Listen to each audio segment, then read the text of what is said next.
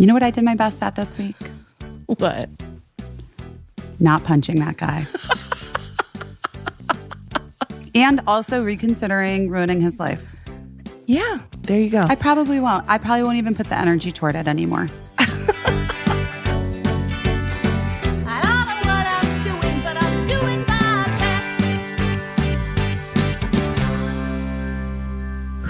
Thanks for the patience, Caissie, that you always show. Yeah. Chaotic doesn't begin to describe the time of my life that I'm having.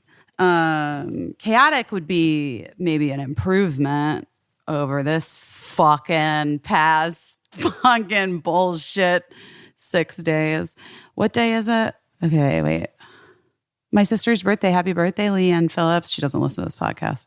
Doesn't care. Doesn't want to listen to it. I don't blame her. I don't blame anyone if they don't want to listen, or if they do. I don't blame you if you like it. I mean, what am I even saying? Let's start with, people really liked the Hoffman thing. Yeah. Episode. Some people did. Some people had lots of interesting questions, I thought, and people had jokes. Of course, based on a popular television show. But yeah, I thought it was interesting. It was good. The 9 Perfect Strangers. I don't get any feedback. You know that. Like, I don't know what people think about people anything. People don't say anything to you. No, people don't will comment like, on your... I see this. I see when people tag me in stories, but that's about it. Yeah. At this point, because I don't think that it's necessarily healthy for me most of the time to like read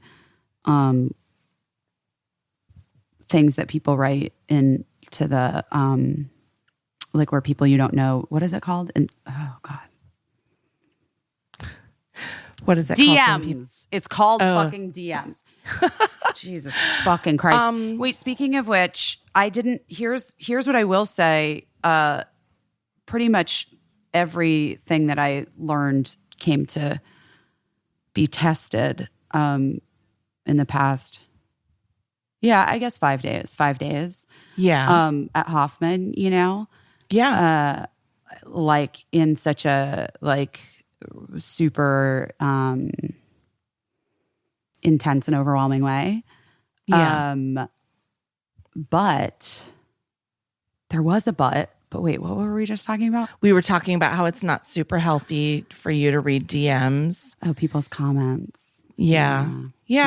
I don't remember now what I was about to say, but oh, I do. Oh, thank God. She fucking followed the train of her own thought back to the station.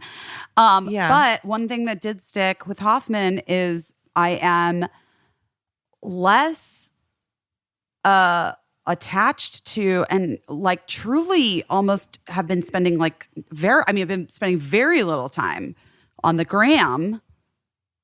Oh, good. So you were well prepared for I didn't know it happened. That's wild. I know. Can you fucking imagine a time in my life when that wouldn't have like brought me such agita?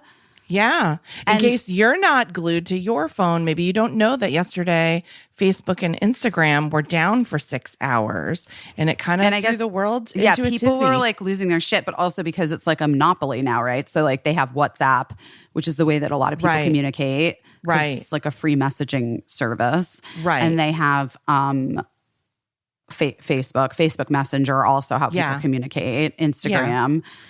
And it's a lot of people that we know. It's like how they do business, and you know, they kind of rely on it for a living at this point. Well, I mean, you could certainly count me as one of them, and probably you too, in a way. Yes, I mean, ish. But all my point is, I literally had no idea that chaos was happening because all of the rest of the chaos in my life was happening, and I just was like, not escaping through the portal that I hold in my own pocket, which previously to the Hoffman experience was definitely a very easy and like probably the number one go-to escape that I would go for in times of stress and chaos. And so I'm glad for it. That's interesting that you didn't feel the need to escape into your phone. We've talked about this before.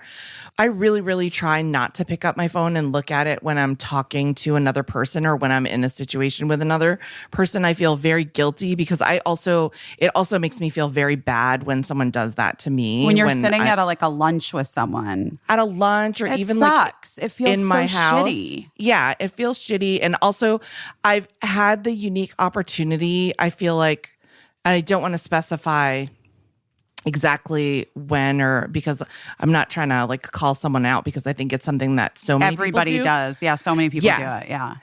I've had the opportunity to sort of stand back and observe the way that someone's face looks when someone else picks up their phone and pays attention to their phone over the person that they're sitting right there with, the person that came there to sit with that person, you know? And so that's been an interesting like vantage point to be able to be like, oh yeah, it looks like it hurts as much as it feels like it hurts, like in real life. But I do use it as a form of escapism when, weirdly, when watching TV and movies that I find uncomfortable, when it gets to like an uncomfortable part that for whatever to me is like pushing a button that is, you know, uncomfortable for me, I'll suddenly have to really urgently flip through Instagram and... Right, you're escaping the feelings. Yes, yeah. yes. I mean, which is hilarious and ironic that I'm like, you watch TV to numb yourself and escape, and then I have to like actually escape TV because it's too harrowing for me. I mean, if we're being real, like what's not harrowing in this moment in time? You know? It's kind of weird.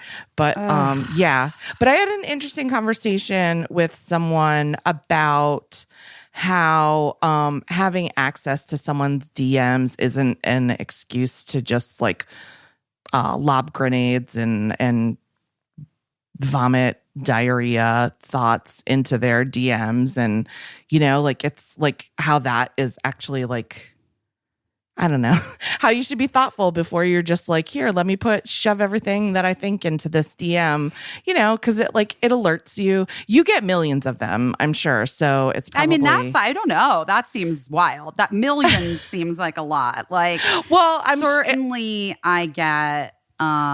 past a certain point, it might thousands. As well be millions. Yes, that's what I'm saying. So like maybe I get like hundreds to the point where like I get an alert, I'm like conditioned to look at it, and because of who I am, like give it some thought. And like it's funny because I think sometimes people think like, oh, she's very nice and she will like receive this in like a very gracious way or whatever. And sometimes I don't. Sometimes like I will clap back a little when someone does something that I think is like out of bounds or whatever. I actually am going to say something. I just had a conversation with somebody about this, and let's bring this up because I'm like, actually, I think this is really interesting. Okay. You know, with the work that I was doing at Hoffman, I have in the past had a lot of misplaced rage and anger toward people. And so like a situation that very easily maybe I should have let go. I then like am like, wait, I'm going to tell you, you don't get to get away with this person. Right. You know? And then later recognized, oh, wait, I put too much on that because it was really like about something else, right? Right. At the same time, I had I can't, you guys, listen, I love you so much. There are things that I can't share the details of in my personal life of like what's going on. It's not to make you like curious. It's just that there are boundaries. Yeah. It's literally none of anyone's business. So we had like a family emergency. I had to leave DC. I came back on Saturday. Saturday was a real fucking shit show, emotionally for me, and like dealing with everything. And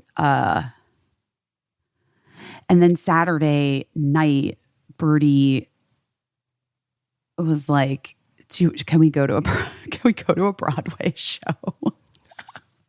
We live in New York. And I was like, I mean, I know the guy that directed Hamilton. He's married to Michelle, guys. In case listeners at home, in case you don't know that. That is your business a little.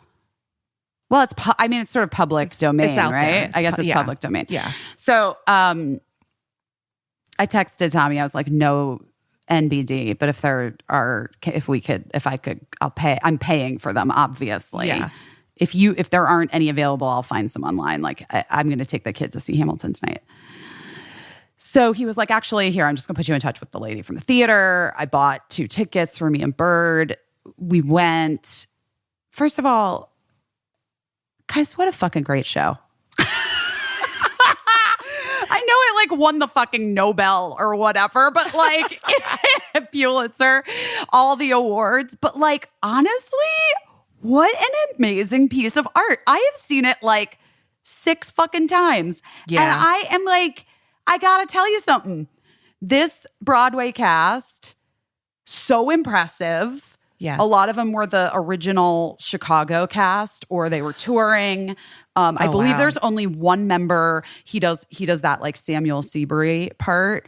And he was in the very first one I saw, like back with the original cast. And so he's the original. Wow. He's like, I think maybe the only remaining original Broadway cast member.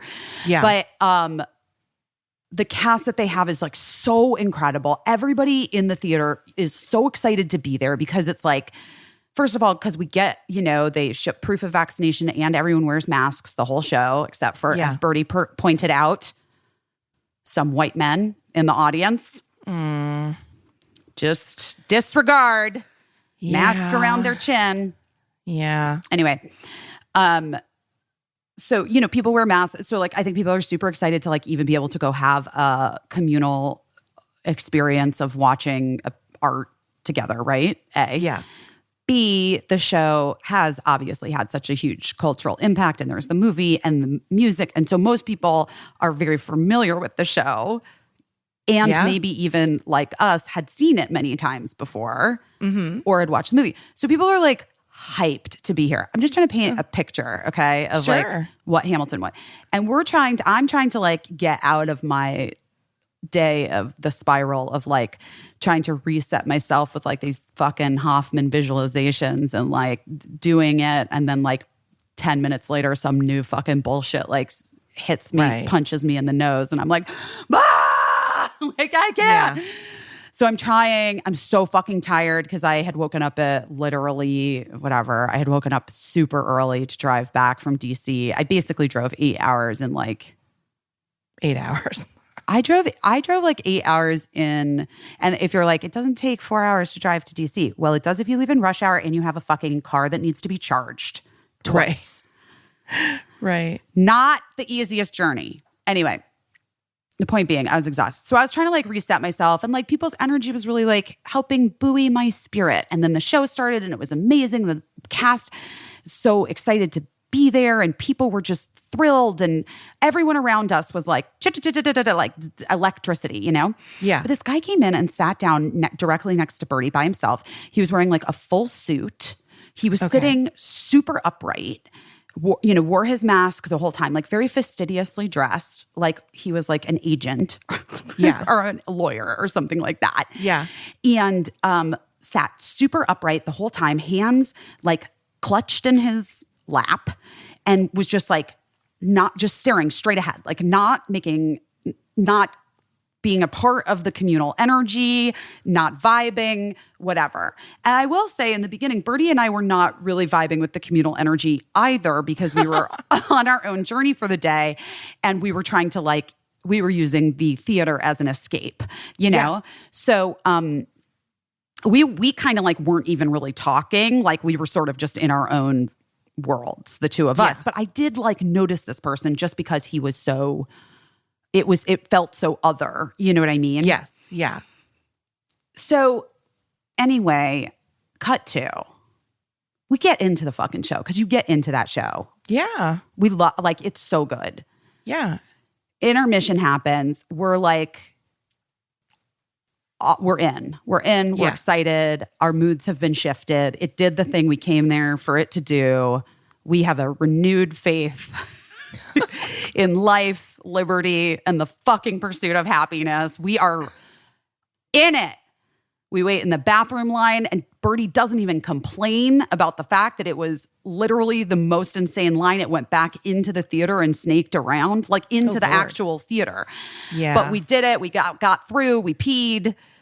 Then I was like, oh, there's no line for do you want some M&Ms? And like, do you want a soda? Because it's getting kind of late. I'm like, I'll share one with you, but we have to like not really drink it at our seats because masks. Let's just like stand over here. So we ate, like, slammed some M&Ms.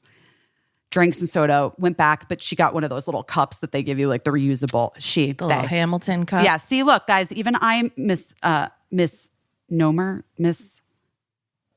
Misgendered. Sure.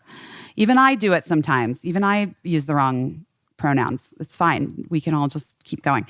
So they got one of those like little like Hamilton like reusable tumblers, right? Yeah. So they brought it back. We brought it back to the seat. And we go in, we sit down. We weren't like late or anything. We were like perfectly on time for the show. And the show, we're like jazzed. The show starts. There was I don't remember, like in the first song back or something, there was something, and Birdie leaned over and whispered to me one thing. And I was like, oh my God, you're right. And then the thing, like whatever, and they leaned over and whispered like just also blah, blah, blah, really, really quietly. Yeah. And this bro next to Birdie snaps his head toward this 13-year-old kid next to him and goes, do you think you could try not talking through the entire show? That mean, that intense. Not that loud because he was trying to keep his voice down. Yeah. When like rich lady sitting in front of him who was like in her 50s, had her fucking cocktail clinking, clanking the whole time, talking to her husband almost like full volume. I'm not even going to lie. Right. Caissie, it was as if the universe put the person there to test everything that I had learned at Hoffman and to not punch him in the fucking face. Birdie, who this motherfucker doesn't know what's going on in our lives, whatever, bursts into tears. Oh. So humiliated, right? To be reprimanded by some fucking cocksucker. Oh, wait, you can't say that. That's rude, right? I mean, I'm a cocksucker. I don't mean it in a disparaging way, like in a homophobic way, but it is, right? That's why the word is bad. Some people believe that. An asshole. He was an asshole. No, he was worse than an asshole. He was like a pig fucker. Okay. Is there anything wrong with that? I mean, there are things. No, wrong I mean with the fucking insult. Pigs. The insult. Yeah, no, I don't think so. I'm gonna say I'm gonna allow it this week, and I'm sure people will let us know if it's wrong to call someone a pig fucker. Listen, guys. I mean, this is not like I can't even. I don't care. I actually just don't care. Don't let me know. Don't let me know. I fucking hate this guy. I hate him. Birdie's in his like sobbing, and I'm like, oh my God, what the fuck am I about? Like, what am I about to do? Because I went through so many things. I calmed Birdie down. I got them. I was like, God damn it. I'm not fucking leaving. Like, I don't want this to derail. So I was like, if I like had the thought, I wanted to punch him. I'm not even kidding you. I wanted to fucking punch him in the face and get arrested for assault. Right. Which, not even a joke, you came to mind. Because I was like, no, I'm not kidding. I was like, Caissie, in the podcast, I can't jeopardize that, like, so what if I cancel myself? Like, what are we going to do? I have to go to like anger management or whatever. That's probably true anyway. But then I also was like, my best friend's husband is the director of the show. Right. Right. I'm an actor. All these people are like literally giving the performance of their fucking lives on stage. Like it was so fun to watch every single person in that cast. I was like, if I punch this guy, it becomes about me. Right.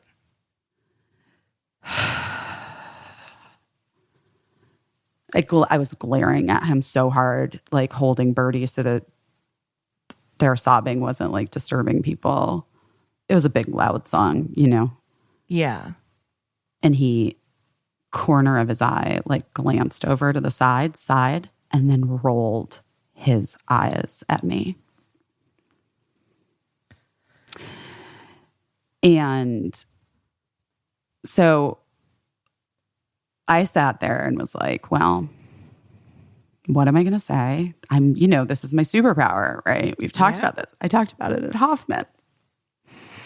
Like, I can identify exactly what somebody's, it's the empath in me can identify exactly what somebody's darkest, most horrible thought about themselves is, always. And I can like hold it up to them and make them feel like shit, like truly whatever. And then I just, as the play went on,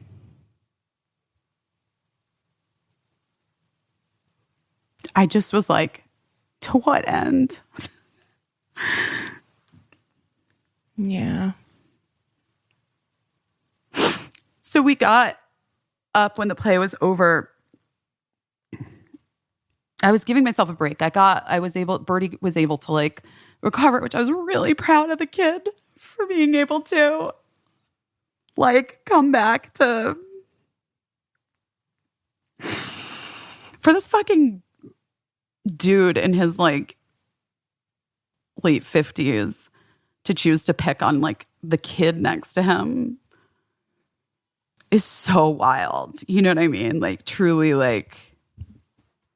Well, it says a lot about that person, right? Of course. That it sounds like it was a target rich environment and he targeted someone smaller and younger and less powerful. And, yes. You know. I looked him up. I found out who he was.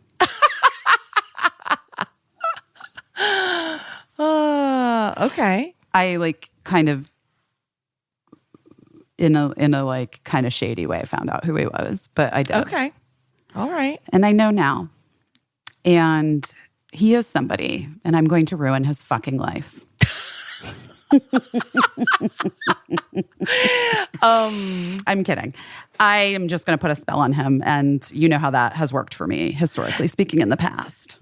Okay, so at Hoffman, they didn't discourage you from cursing people from spells? Like putting they didn't say spells on them? anything about spells. Oh, interesting. It seems like a loophole that maybe it just didn't occur to them. I mean, should I not? Don't you think he's a billionaire? Interesting. Don't you think I should put a fucking spell on him? I mean, probably. A billionaire? He's a fucking white billionaire. Probably. Bye, boy. Yeah, it's amazing though, right? It's amazing to learn that. Like, I'm sure that guy had been to see Hamilton 8 million times. I have a theory. What's your theory? My theory is that he's trying to like date someone in the cast. I don't know who. Oh, was it Bill Gates? No, it wasn't. That would be amazing if if I just didn't know who Bill Gates was. If you were like furiously trying to solve a mystery and it was and it obvious just turned out it was Bill Gates. I was sitting next to Bill Gates. No, it was Bill Gates.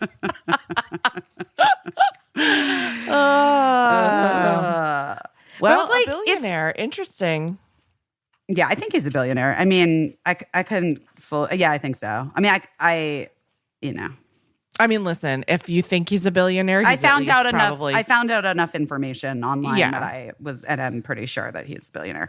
That he should be a little more cheerful and easygoing. Just like, yes, like what the fuck is what? Come on, dude. But yet we know this. We know this about like, it's true that. I mean, listen, I'm not going to be one of those people that will say money doesn't buy happiness. This is an example. That's not true. Money makes everything easier when you have the amount that you need, and then you're able to just be more happy because things are easier. But sometimes excessive money, I guess, I think there's a tipping point, as Malcolm Gladwell would say. I think there's a tipping point at which money turns people rotten. Right. I think that like there's a sweet spot. Yes. And we should all be able to live in the sweet spot. Right. Right. Yeah. I agree. Wait, why did you just freeze? Well, I will come get you out of jail if you do anything to that billionaire. Here it is, our first ad. Our first ad of the show, Caissie. Ginger. But it's spelled Jinjer. Ginger. Okay, sometimes we get asked about products to advertise on the show. And we're like, yes or no, or I don't know, or send it to us. Maybe we'll try. Okay.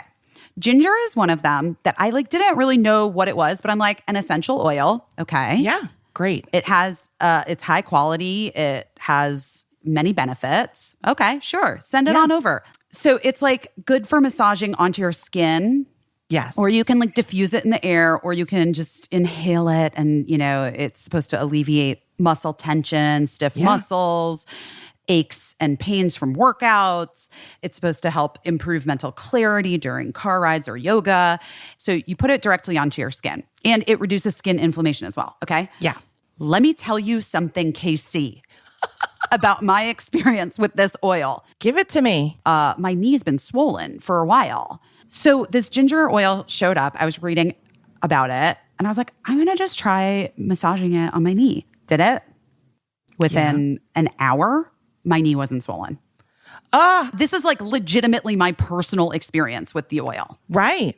Totally reduced the inflammation, and it felt great, and I loved it. Ginger is amazing. Ginger essential oil. It's literally like an oil. It kind of has a little dropper. Yep. Put it on. It just feels great.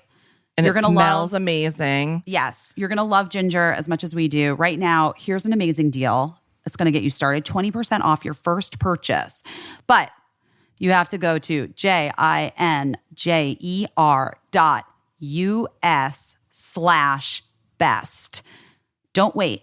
That's Ginger, JINJER.US/best. 20% off your first purchase. Get yourself some ginger oil. Athletic Greens.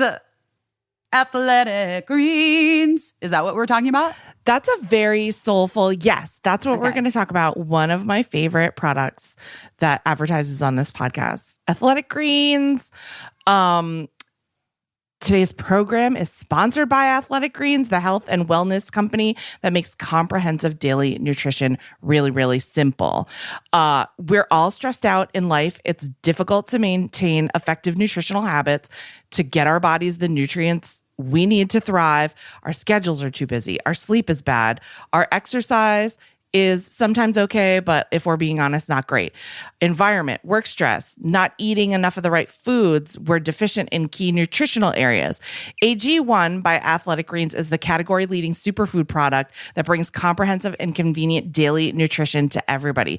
Keeping up with the research, knowing what to do, and taking a bunch of pills and capsules is hard on your stomach and hard to keep up with. So to help, I can't do it. I can't do it. I can't stand around just opening bottles, endless bottles. So to help each of us be our best, they simplify the path to better nutrition by giving you the one thing with all the best things. It's one scoop. You just take one scoop of AG1 and it contains 75 vitamins and minerals and 75 vitamins and minerals. Sourced ingredients, including a multivitamin, multi-mineral, probiotic, green superfood blend, and more. One convenient daily serving. It goes great in smoothies. Yes. It's a special blend of high quality, bioavailable ingredients in the scoop of AG1, and they work together to fill all those little nutritional gaps in your diet, supporting energy and focus. They aid with the gut health and digestion, which is very important, guys. Yes. Because that all supports your immune system as well. Yes. And it effectively replaces multiple products or pills. Anyway, Yeah, and if you're like we're doing fans. keto, paleo, vegan, dairy-free, gluten-free, it's all fine. It works with all of those lifestyles. It contains less than 1 gram of added sugar, no GMOs, no nasty chemicals, nothing artificial, and it tastes good, which is like job one for me. If it doesn't taste good, I'm not using it. Yeah, forget it. You would never use it. Exactly. This tastes good. So guys, why don't you join the movement of athletes, lifeleets, moms and dads and first timers and everyone who is just taking ownership of their daily health and focusing on the nutritional products they really need in the simplest manner possible. Essentialist nutrition, guys. To make it easy, Athletic Greens is going to give you an immune supporting free 1-year supply of vitamin D and 5 free travel packs with your first purchase if you visit athleticgreens.com/busy today.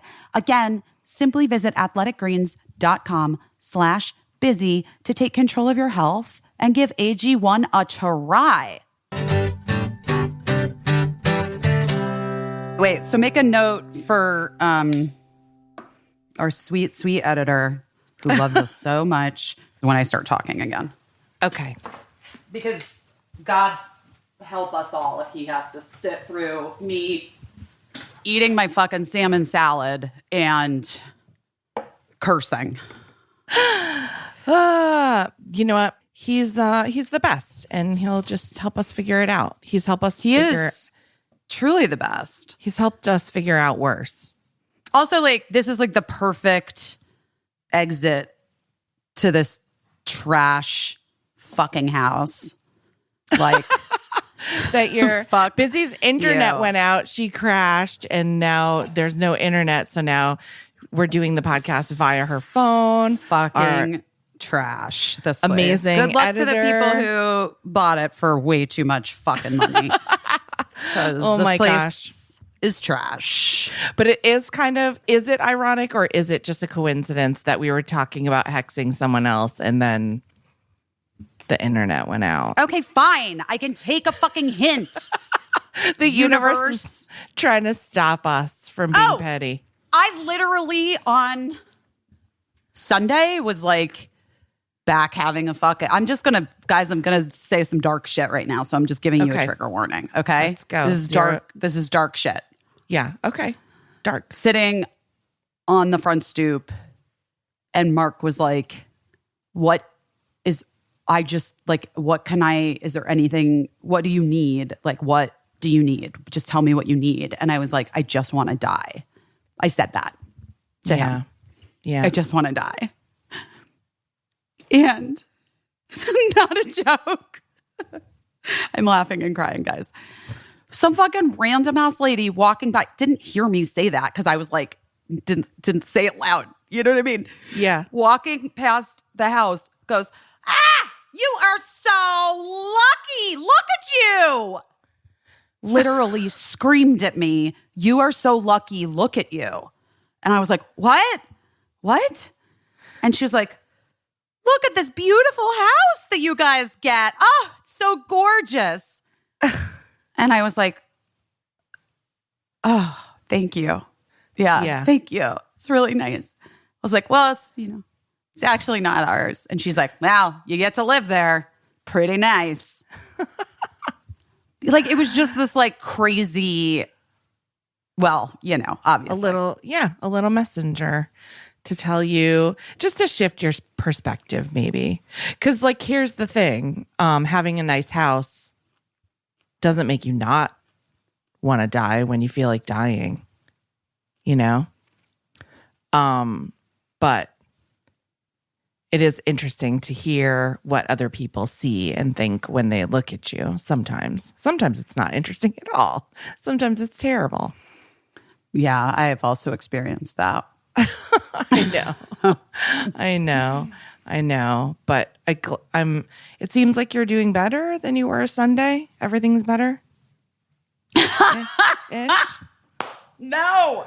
Yeah, no. I mean, things are okay. I'm okay. I'm gonna everything's gonna be fine, right? Like, I'm just doing this. It is actually, it is interesting because I do appreciate that at the Hoffman Institute when you're sort of like all week they say to you, like, we call it a process for a reason. It's not a cure. You're not leaving here in 7 days. And you guys, I'm really sorry about the noise of just like packing tape and like ripping paper in the back if you can hear it, because it's like, there's just nothing I can do in this moment where I have no, You're just it's being done for me, thankfully. I'm grateful for that. I'm grateful That's good. to be able to pay for some people to do it in the way that, because I don't actually know if I would be capable of it in this moment, or if I would just like put it in a pile on the street and burn it. Rather than throw it out the window. Yeah. I feel like when we moved to this house, it was like an interesting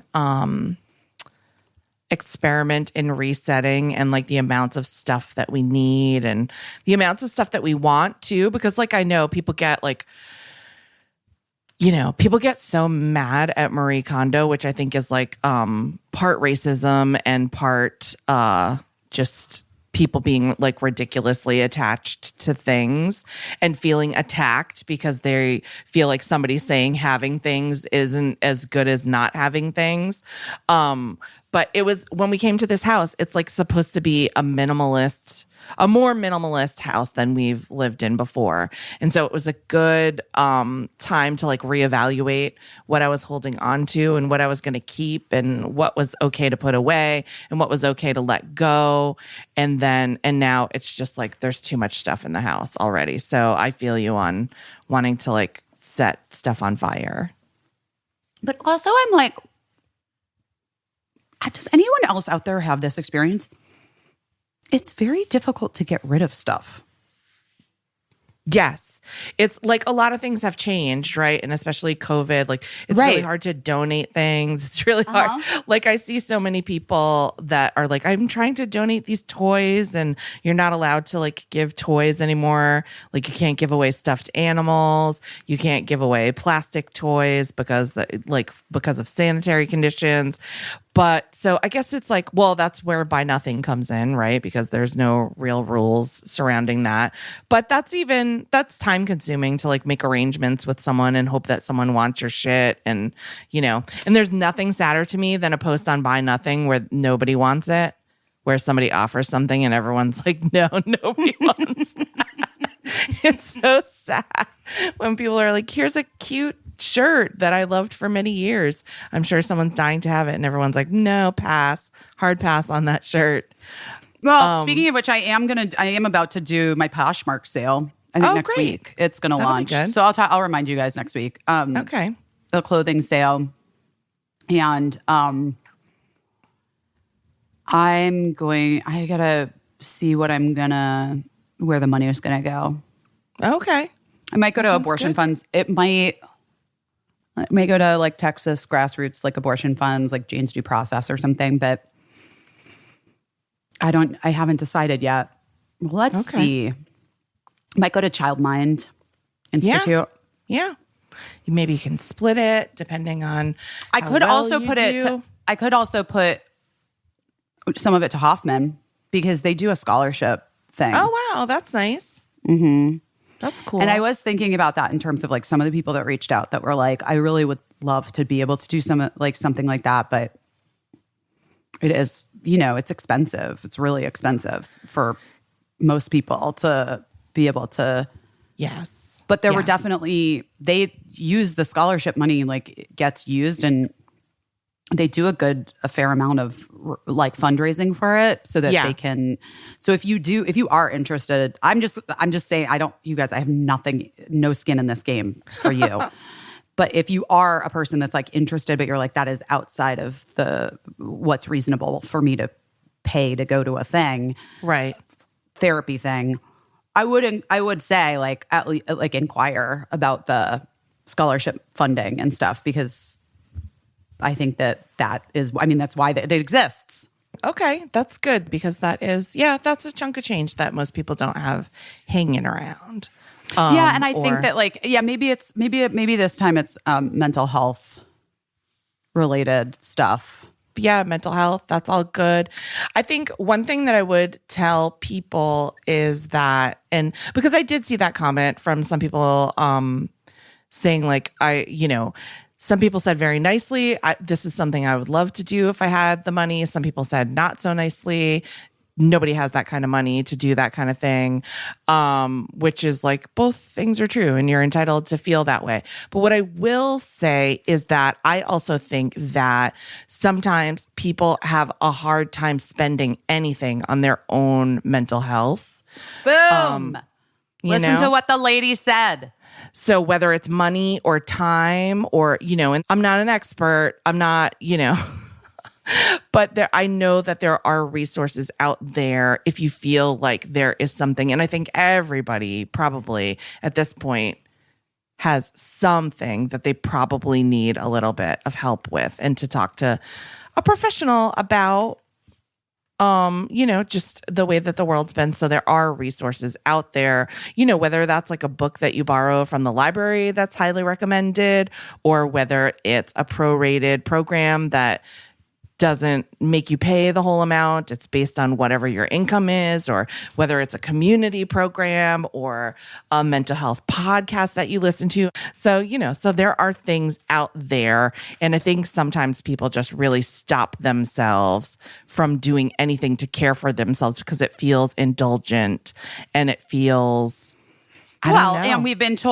been told by everyone since forever that if you ask for help, you're weak. You should be able to fucking handle it. Right. Also, we've told people that the way that it works is that you do a thing, you get money and a job and a career or wife, family, kids, whatever, and then you're going to be happy. Right. When in fact the inverse is true. You need to be the thing first, and then everything comes like from that place, not from the place where like you're doing it to get it to be happy. You have to be happy in order to do it, whatever it is, and in order to receive, to get whatever, rewards are, be they monetary or like emotional or,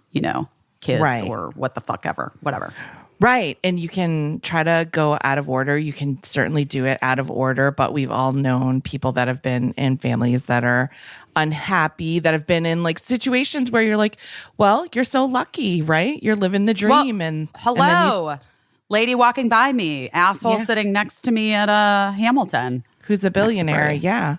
Billionaire dick face.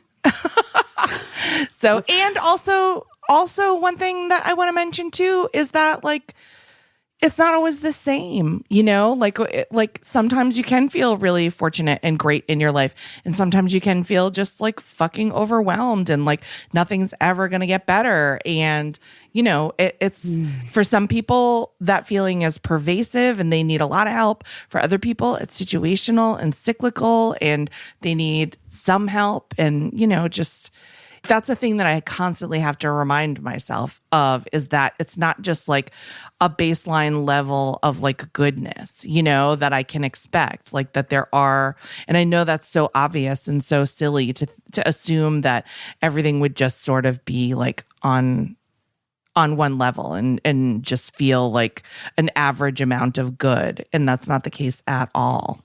Like everybody has great days and bad days, and the key is just to try to maneuver it and work it so that you have more great days than bad days. I am still returning to some of the things that I learned there though, and like the beliefs that I like came to have while I was in a little womb in a very like damp camp like environment. Yeah. Felt very safe and protected. Yeah. In a vacuum. Yeah. In a vacuum womb. Yeah. But the biggest one that I just want to say out loud, because I think it is like bro sitting next to me, my own shit. Everybody is. It just originates from self-worth and self-love and self-compassion. Yeah. If you're a person that's like literally at home in your person and like able to have compassion for yourself and forgiveness for yourself and love for yourself, like real love for yourself, you don't lash out at a 13-year-old kid sitting next to you at Hamilton. Right. You know, Yeah. and then their mom doesn't punch you in the face in return. It's true. It's true. Yeah. I mean, compassion, right? It's it's so important, and it can be like a weird slippery slope. Like, you know, I mean, it's not a weird slippery slope. That's not what, but I mean, like if you're having compassion for everyone, like, do you draw any lines? That's what. Well, that's the thing. Like, you can have boundaries with compassion. No, I was just gonna say, like, it has. I cannot say that in my life I've not had a second of compassion for whatever happened to the child that Donald Trump was to make him the way that he has been. Do you know what I'm saying? Like, I know that's wild, like knowing me, but I can't say that I haven't imagined what must have happened to him to make him the way that he is. What is it? Tell me. What do you think? I'm kidding. I'm kidding. I'm teasing. I don't want to know. We all really bad stuff, you know? Really bad stuff. Really bad stuff. And that being said, like the line was 1,000 million miles ago. You know what I mean? Like, because here's the truth. I'm sure that I know many people in my life that had comparable situations and growing up to how Donald Trump was raised and did not go on to be who he was because you know, they're not, because right. At some point they were able to manage things and, you know, and he never was made to manage things or own up to anything. And so I think Donald Trump made choices way down the road. So like where my line is drawn is very far back, but I'd be lying if I didn't, if I said I never wondered like what happened to him and had like a whisper of compassion for, you know, for that little boy. You are truly, I have said to people, like probably my most generous and compassionate friend, like the person that I know, even like beyond just friend of mine. You really are able to like, and I know sometimes I see it with you where you struggle yourself, but you are able to kind of have such perspective that is really impressive. Even truly when somebody has fucked with you. I wasn't always like that. I mean, to be honest, like when I wasn't always like that. And I give a lot of credit to my husband because when we met, I was only 18 and I was angry. I was an angry person. And it was his patience being like, well, what are you mad at that person for? And like really like working it out with me and getting to the bottom of it. And then I just like, and it was frustrating sometimes because it's frustrating to know somebody where your response to something is anger and their response is to be like, okay, but let's like try to take a look at it, you know? But for whatever reason, he just really was like speaking my language and got through to me. And I was like, oh, it's just much more pleasant and much easier to not be like, because I was immediately angry about almost everything. You know what I mean? Like just almost everything. Yes, Caissie, I do know what that feels like. and I still do get angry, and I still do like I get very frustrated by injustice. You know that I despise hypocrisy, and that is the thing that really is like the most triggering for me, when someone is expecting something of someone else and then they're living by a different set of rules themselves. Like I hate when people are dishonest about, like, I would even try to be compassionate toward a hypocrite if they were honest about being like a hypocrite, like, and I'm talking, I mean, like, we're all hypocrites sometimes, and we're all gaslighty a little bit, I think, sometimes. But I'm saying, like, where the hypocrisy is really bad and like causing an injustice for someone else. But all this to say, I wasn't always like that. I was like a really, really, really angry kid. And I don't know whatever magic that guy whispered to me, but it was the first time. I think it's the first time that anyone took the time to talk to me about it. That's what I was going to say. I think that it's like that, and like that is the way that Matt, I think, showed up in your life, was with unconditional love. Yeah. Which was maybe something you hadn't really experienced so much. I think that's probably true. Yeah. And so that's really nice to feel that, Yeah. Yeah. And it helps melt the iceberg. Yeah. Yeah. Yeah, he's a good fucking egg, that guy. He is. He really is. And it makes it tough on other people, It makes it tough because I have like this really high bar, that's really like high standard. But you know what? People meet it all the time. They really do. People in my life meet it all the time and show that they deserve to be there. And, and everybody fucks up, and some people fuck up more than other people. But I'm really proud that I'm not just like throwing people away, because that's probably what I would have done in the past, is like, right, you get one chance and then you're in the garbage to me, and I wouldn't want that. No, I mean, I do think that, like, yeah, I think that there's a difference between, like you have to be able to have boundaries with compassion and empathy. Yes. You can't just be like all one thing, because you will get like fucking railroaded.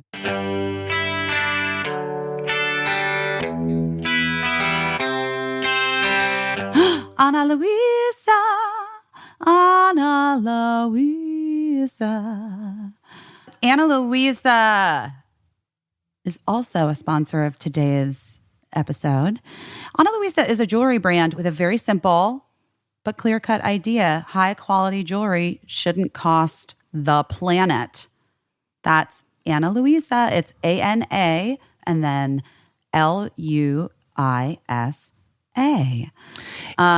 Busy, is there anything worse than when you see a cute jewelry ad on Instagram and you click on it and it's like just the tiniest cute earring and it's thousands of dollars and it's only for one earring? For me, nothing that worse. Actually, no, I mean, literally that exact thing happened recently. And I was like, oh, well, okay, that's not happening.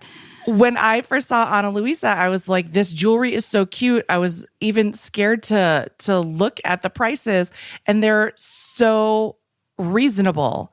So reasonable for such cute, very designer chic looking items that are very on trend right now. I know. I like how they have like really nice, dainty little things. I'm getting a bracelet that has BPDHB. Busy doing her best. That's anyway, so cute. I just think it's cute because I like to remember that I am actually doing my best.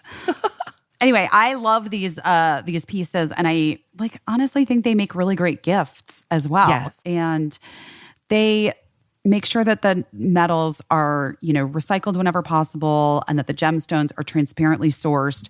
They're making conscious luxury accessible to everyone. They're 100% carbon and water neutral and are committed to ethical business practices across the supply chain.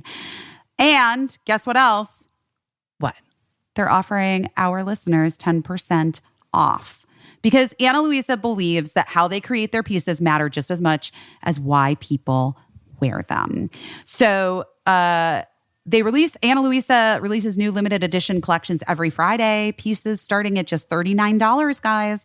So go treat yourself and maybe a loved one and use our code BEST to get 10% off at shop.analuisa.com/best, spelled ANALUISA. I definitely recommend. They're a great brand for beautiful, sustainable jewelry. Once again, that's code BEST for 10% off at shop.analuisa.com/best. Guys, we've told you about this before, but we're bringing it back around. This service called FrameBridge. It's an amazing service. If you don't know what it is, FrameBridge makes it easier and more affordable than ever to frame your favorite things without ever leaving your house. You know, you can do a gallery wall in your home office or send the perfect gift. I've used this to send presents to my parents, my in-laws, art prints and diplomas, to just like photos sitting on your iPhone or your phone or your flip phone. I don't know what your phone is. But you can FrameBridge just about anything. So here's how it works. You go to framebridge.com and upload your photo. Or they will send you packaging to safely mail in your physical pieces. You get to preview your item online in dozens of different frame styles and gallery wall layouts. And then you choose your favorite, or you get free recommendations from their talented designers. They will custom frame your item and deliver your finished piece directly to your door, ready to hang. Instead of the hundreds you'd pay at a framing store, or to be totally honest with you, sometimes thousands, the prices start at just $39 and all shipping is free. Plus, our listeners are going to get 15% off their first order at framebridge.com when they use our code OURBEST. Order online at framebridge.com or stop by a FrameBridge store to work with a designer in person if you're in New York, DC, Atlanta, or Philly. I used it when we moved into our new place. Like I used FrameBridge, and now they're packing up all the things I FrameBridged. That's right. And I'm going to use it to frame the poster I got you for your birthday, which you still don't have. That. Of David Byrne is going to be put in a FrameBridge frame. I'm so excited. I'm excited too, wait. But I just don't want to send it because I don't want to burden you with one more box of anything. Not yet, but the time will come when the time is right. Guys, we love it. What are you going to frame? Tell us. Reach out. Get started today. Frame your photos. Send someone a gift. Go to framebridge.com and use promo code OURBEST to save an additional 15% on your first order. Just go to framebridge.com, promo code OURBEST. Framebridge.com, promo code OURBEST. And I don't want to freak you guys out, but Christmas, it is a-coming. Very close.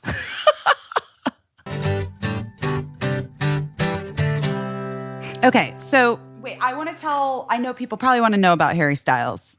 Yes, and I want to talk about the Harry Styles. Yes, because I really did start on such a low place, but that was only because I am in such a low place. But I did have the joy, the absolute fucking joy and pleasure of seeing Harry Styles and Jenny Lewis last night at Madison Square Garden with Birdie and their little friend. That's very exciting. Yes, it was super exciting. But wait, what are you doing your best at this week? How was Minnesota and the festival? And were you stressed? And did you make it?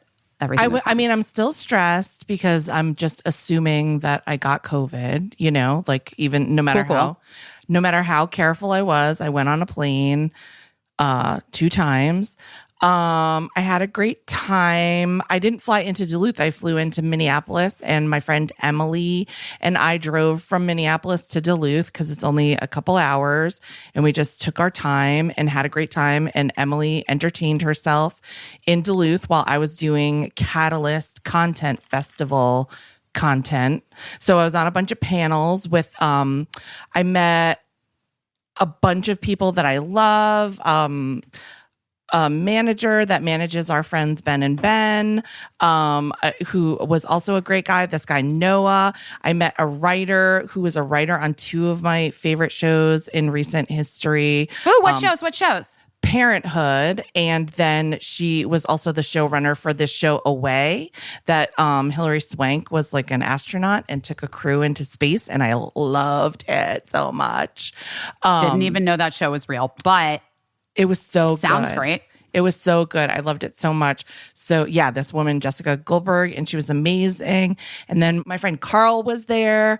He was the showrunner for the first season of Stranger Things, and he does all kinds of cool movies and TV projects. And he lives in Minneapolis, which is kind of interesting. And we just met a bunch of different types of people that are trying to do what we do, that really do think that we're lucky to be able to do what we do, and they want to do it. And so I saw a lot of amazing projects, and our friend Kulop, who's from Minnesota, was like, I want to go to this festival next year. Our friend Julia Duffy was like, I'm going to come and do table reads at this festival next year. I'm from Minnesota. You don't have to be from Minnesota to be involved, but obviously, because that's me, just a Minnesota groupie. And yeah, I just had a really great time. And this is how nice of a friend Emily is. It was Prince night at the Minnesota Twins game.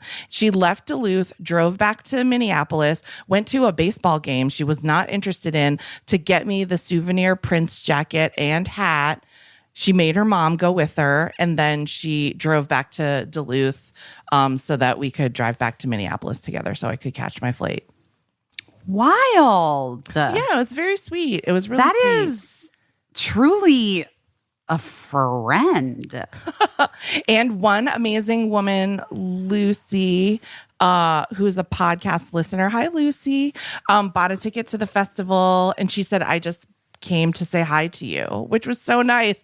She wasn't even really that interested in the subject matter of the festival, but she wrote a really cool book called Locally Laid, and it's about raising chickens. It's like a comedic memoir, and I'm reading it and enjoying it. And so that was really cool. A lot of podcast fans at the festival. Oh, really? Yeah, it was nice. Do people like this podcast? People like it. People like it for the most part. I'm sure there are people who don't, but my hope for those people is that they would stop listening to it. Because that's when you don't like something, it's helpful if you stop doing it, if you can. And you certainly can, because like there's no requirement to listen to this. So you have my blessing to not listen to it if you don't like it. But in my experience, for the most part, people who listen to it like it. It is wild, isn't it? Like people who insist on following you on social media or whatever to tell you how much they dislike you. Yeah, it's a little like why? I don't know if they feel like they're doing a service or if it's like an outlet for them, or, and like I said, everything that I'm experiencing is like a fraction of what other people are experiencing. But there was a big brouhaha with Chrissy Teigen and comedian Heather McDonald. Did you know about that? No, what happened? When? It was like last week. Like Chrissy Teigen posted like an outfit. She was like in an outfit doing like a funny pose. And so I went back to like, I forensically assembled this thing. Chrissy Teigen had posted a photo in like a outfit, like doing a silly pose or whatever. And like a fan like said, who let you wear that outfit? It doesn't look good on you, blah, blah, blah, blah. And then so Chrissy posted another picture of herself where she was like, I think some of you are too accustomed to seeing perfect photos and like, and having an opinion, basically. I don't know exactly, but I know that she was like basically subtweeting this woman who had something to say about her outfit in the prior post. And then so the comedian Heather McDonald was like, you have like kind of a lot of nerve posting this, saying that like it's not a perfect photo when your hair and makeup are professionally done and all you're doing is like closing your eyes or whatever. And then and then people like sort of took Heather's side and were like, yeah, Chrissy always does this. And, and you're so brave for calling it out. And then I don't know, then Chrissy posted like, maybe I'm just feeling sensitive because it's the 1-year anniversary of losing my baby, but fuck off. And then Heather was like, I didn't know it was the anniversary of her losing her baby. She's trying to make me look bad. And then I believe that Heather lost some job at E. I don't know what job over it. But I was like, I was feeling a lot like Barb Phillips throughout. I was like, to what end? All of this. To what end? Jesus. It was a lot. And I was just like, it's so many opinions flying back and forth. And I'm just not sure. I'm just not sure what value any of the opinions were. Well, I feel like there's a moment where people, okay, so this is a thing. This is actually interesting. It's interesting to me that it kept going online. Yeah. Because to me, that seems insane. Like, you have enough time to put your phone down. Yeah. And to walk into the grass in bare feet and put your face into the sun. Yeah. And like reconnect with your truth, the truth of the universe. You know what I mean? And like what the fuck matters and what's important. In real life, for me, with people that I actually know, don't worry, that's just a mover walking in and behind me. In real life, like with people that I am in relationships with, what ends up happening is I don't take that. I'm not able to. I feel as though I'm not able to take that space. Yeah. And I think that the trick of like all of this stuff, like Hamilton, being in a Broadway show forced me to take that space, right? Yeah. So that I didn't punch fucking billionaire Joe out. Bill Gates. If this fucking gets put in fucking peoplemag.com that I was sitting next to Bill Gates at Hamilton and wanted to punch him, I swear to God. I swear to fucking God, Caissie. It was not Bill Gates. It was just some other random billionaire. Honestly, I bet someone can figure it out. I'm sure, right? I'm sure. But don't. Guys, don't. Don't. That's and I'm not going to put a spell on him anyway. Look how much time I wasted forensically reassembling the Chrissy Teigen, Heather McDonald saga. Like, it just wasn't, I think worth it. It wasn't worth it. No, it but my point is just this. My point is this. Like, all of us get that thing. You get that thing, the claw at you, that it triggers whatever it triggers for you. You're not smart enough. Okay, maybe like online, somebody says a thing to you and it triggers for you like they're being condescending and they're whatever because they think you're a fucking idiot. This is how you're interpreting it. Right.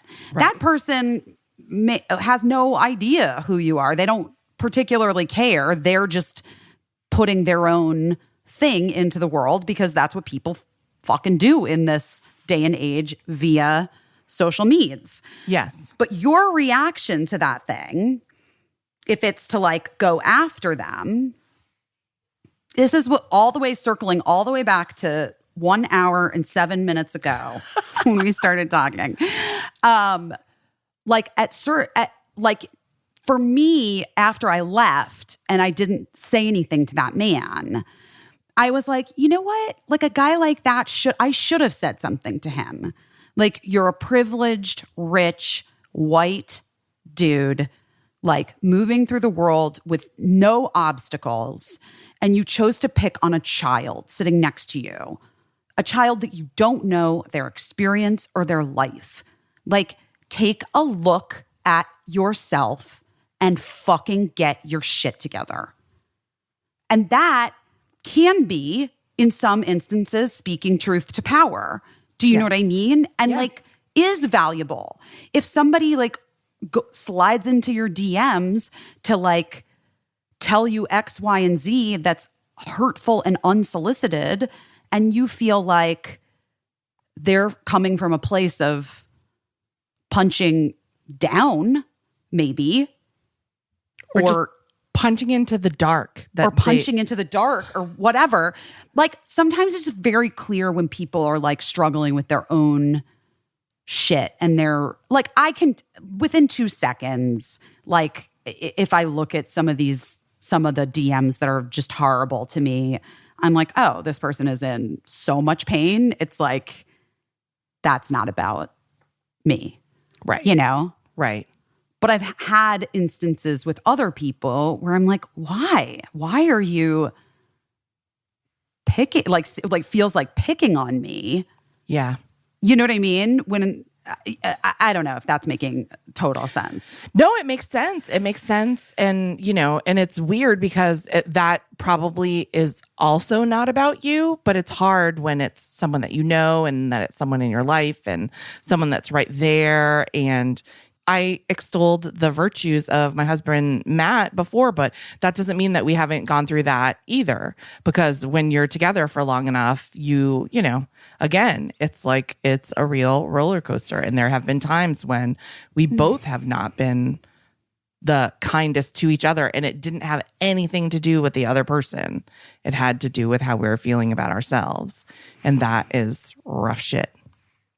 I mean, it's important for everyone to remember at all times, and I'm saying this out loud to myself right now, that taking as much time and space as you need is never a bad thing. And you can always say to anyone in the middle of anything, I'm going to stop this right here, right now, I'm going to tell you this, like I can circle back to this tomorrow or whenever, whatever, at a later date. But right now I'm going to need to do something. I need to walk away and I need to like be by myself or whatever and go, and then do the feet in the grass and the face in the sun shit, Oh my gosh. It's interesting. Yeah. But like what the part where it falls off the cliff for me is where Heather's like, I didn't know it was the anniversary. She was trying to make me look bad. It's like, baby, that was a bridge too far. Like all you had to say was, I didn't realize it was that date. I'm so sorry. You must be feeling extra sensitive right now. Yeah. Yeah. It could have ended there. Yeah. That's it. That's the end. That's the end. And whether or not you think that she's trying to make you look bad, everything, you now have new information that a public figure went through a very traumatic experience that they are still grieving from, that they have shared in the hopes that other people who have also experienced such loss can not feel so alone. Yeah. And even if you hate 100 other things about that person, it doesn't make that one thing not true about them. For sure. This is it. It's the whole fucking thing. You have to be able to hold two truths at one time. You can be annoyed that Chrissy Teigen posts pictures that she calls imperfect because she is, by all, has professional hair, makeup, whatever. And also show a person compassion. You can not like my personality and also not slide into my DMs and tell me you hope I die. Right. Yes. This is the lesson we all need to internalize. Me included. Now, we have to get to our interview with the amazing BenDeLaCreme. But first, I don't think you had time to read Bad Art Friend today. The New York Times article that's taking Twitter by storm. But I think it applies to so much that we're talking about, and I'm dying to talk to you about it. It's really fascinating. And I think it touches on a lot of the themes that we're talking about here. And I'm, of course, I'm dying to discuss it, even though discussing it is probably part of the Bad problem. art friend. I found it. Who is the bad art friend is what it's called from New York Times. And Who it is is wild. And I can't wait to discuss it with you, even though I will hypocritically be making the problem worse. I feel like I already know what this is. But isn't this also a little bit the cat person? Yes, it's similar conversation as well. to the short story Cat Person, which was, unbeknownst to the subject of it, written based on someone's personal story without necessarily. But it's about so much more. Both of those stories are about so much more. It's about like knowing people, thinking people are your friends, not realizing that you're maybe not as good friends with them as you thought. Also about like performative altruism, and then also like calling people out when they're not impressed by your performative altruism. It's like this story has everything. It has everything. This story has everything. It's you really have to read it. I'm just gonna that's the name of this podcast. This podcast has everything. BenDeLaCreme is our guest this week. So I guarantee you this interview is going to be way more fun than the first half of this show. We love But wait, De La. when you come back, we love De La. But listen, when we come back, I am going to talk a little bit about Harry Styles too. So stay tuned. Yes, we're going to talk to please. BenDeLaCreme And I'm reading this now. article right now. And stay tuned for Talk About Harry. Oh, Olive and June, Olive and June. Everybody loves their salon perfect nails at home. Olive and June. Is that good? That was good. It was interesting. I wasn't sure where it was going. I didn't either. But I like where it ended. Here's what I'm going to say. I was super excited about my new fall color that I painted my nails. And then literally like as soon as I finished painting them, I realized I had to pack a bunch of stuff to move. Oh, dear. So I will say that while I tried to be careful, my right hand does leave something to be desired because that is my dominant hand. And it was the hand I was using to grab things such as crystals off my shelf. Well, may I give you a recommendation? Because this is one of the things that is so great about Olive and June. They are constantly posting tutorials about how to fix up little mistakes that you made when you're doing your at-home mani so that it looks perfect. They'll show you how to fix a smudge, how to fix a chip. You just need to go on their Instagram and look on their little tutorials. Most Olive and June manicures will last 7+ days without chipping. For me, I can go 2 weeks if I do a really good job on my manicure. But if you happen to like smudge a nail while it's wet, or you happen to break a nail because you're packing, they will teach you right on their website and their Instagram how to fix it up. I mean, one of the many reasons why I love Olive and June, because they're really there for me. I really feel like they are. Plus, the colors are just the best. So, like, that's also kind of like my driving force with Olive and June. Like this dark green for fall I'm just vibing on it so hard. It's so good. It's so cute. So the Olive and June Mani System's the secret behind salon perfect nails at home. All in one, no guessing, no messy nails, no salon price tag. And now you guys can get 20% off your first Mani System with our code BEST, BEST. So get your new nail life. 20% off your first Mani System when you use promo code BEST at oliveandjune.com. We are done with expensive bad manis. This is the new us, okay? Bev. Bev. I can't forget my Bev when I move to my new house. Oh my God, pack Bev first. Bev's already packed, baby. Bev's in my carry-ons. Anyway, you know, guys, how important it is to support female-founded and run businesses.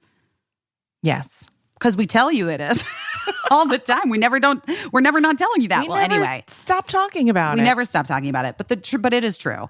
And it's one of, but not the only reason why we love Bev. Bev is a female-first canned wine brand that was founded to change not only the way a product is consumed, but the way an entire industry and culture have operated for generations.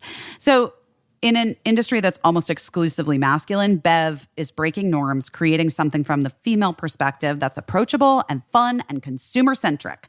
They have 4 different varietals: Rosé, Sauv Blanc, Pinot Gris, and Pinot Noir. My favorite, clearly, the Rosé. Yes, obviously rosé. Also like a little Pinot Gris. I was into that this week. Oh, you were? Interesting. Yeah. The wines are dry and crisp, a little fizzy, super refreshing, delicious. I like it because it's a can and it's like a glass and a half of wine. And it's perfect for when you just need a glass and a half of wine and you don't need to open a whole bottle that's going to sit in your fridge until it turns into vinegar, and then you try to taste it and then you have to spit it in the sink and everybody's upset. And you feel like you wasted wine. No. Never waste wine. You don't have to waste wine again. This is when Bev comes in and makes it easy to have that glass of wine, not overindulge, not feel bad about wasting. It's also 0 sugar, 3 carbs, 100 calories per serving. And it ships straight to your door, and shipping is always free. We have worked out an exclusive deal for Busy Phillips is Doing Her Best podcast listeners. You can receive 20% off your first purchase plus free shipping on all orders. We suggest trying their best-selling Ladies Night Variety Pack so you can check out all of the delicious varietals. But you know my favorite is the rosé. Anyway, go to drinkbev.com/busy or use code BUSY at checkout to claim the deal. That's drinkbev.com/busy.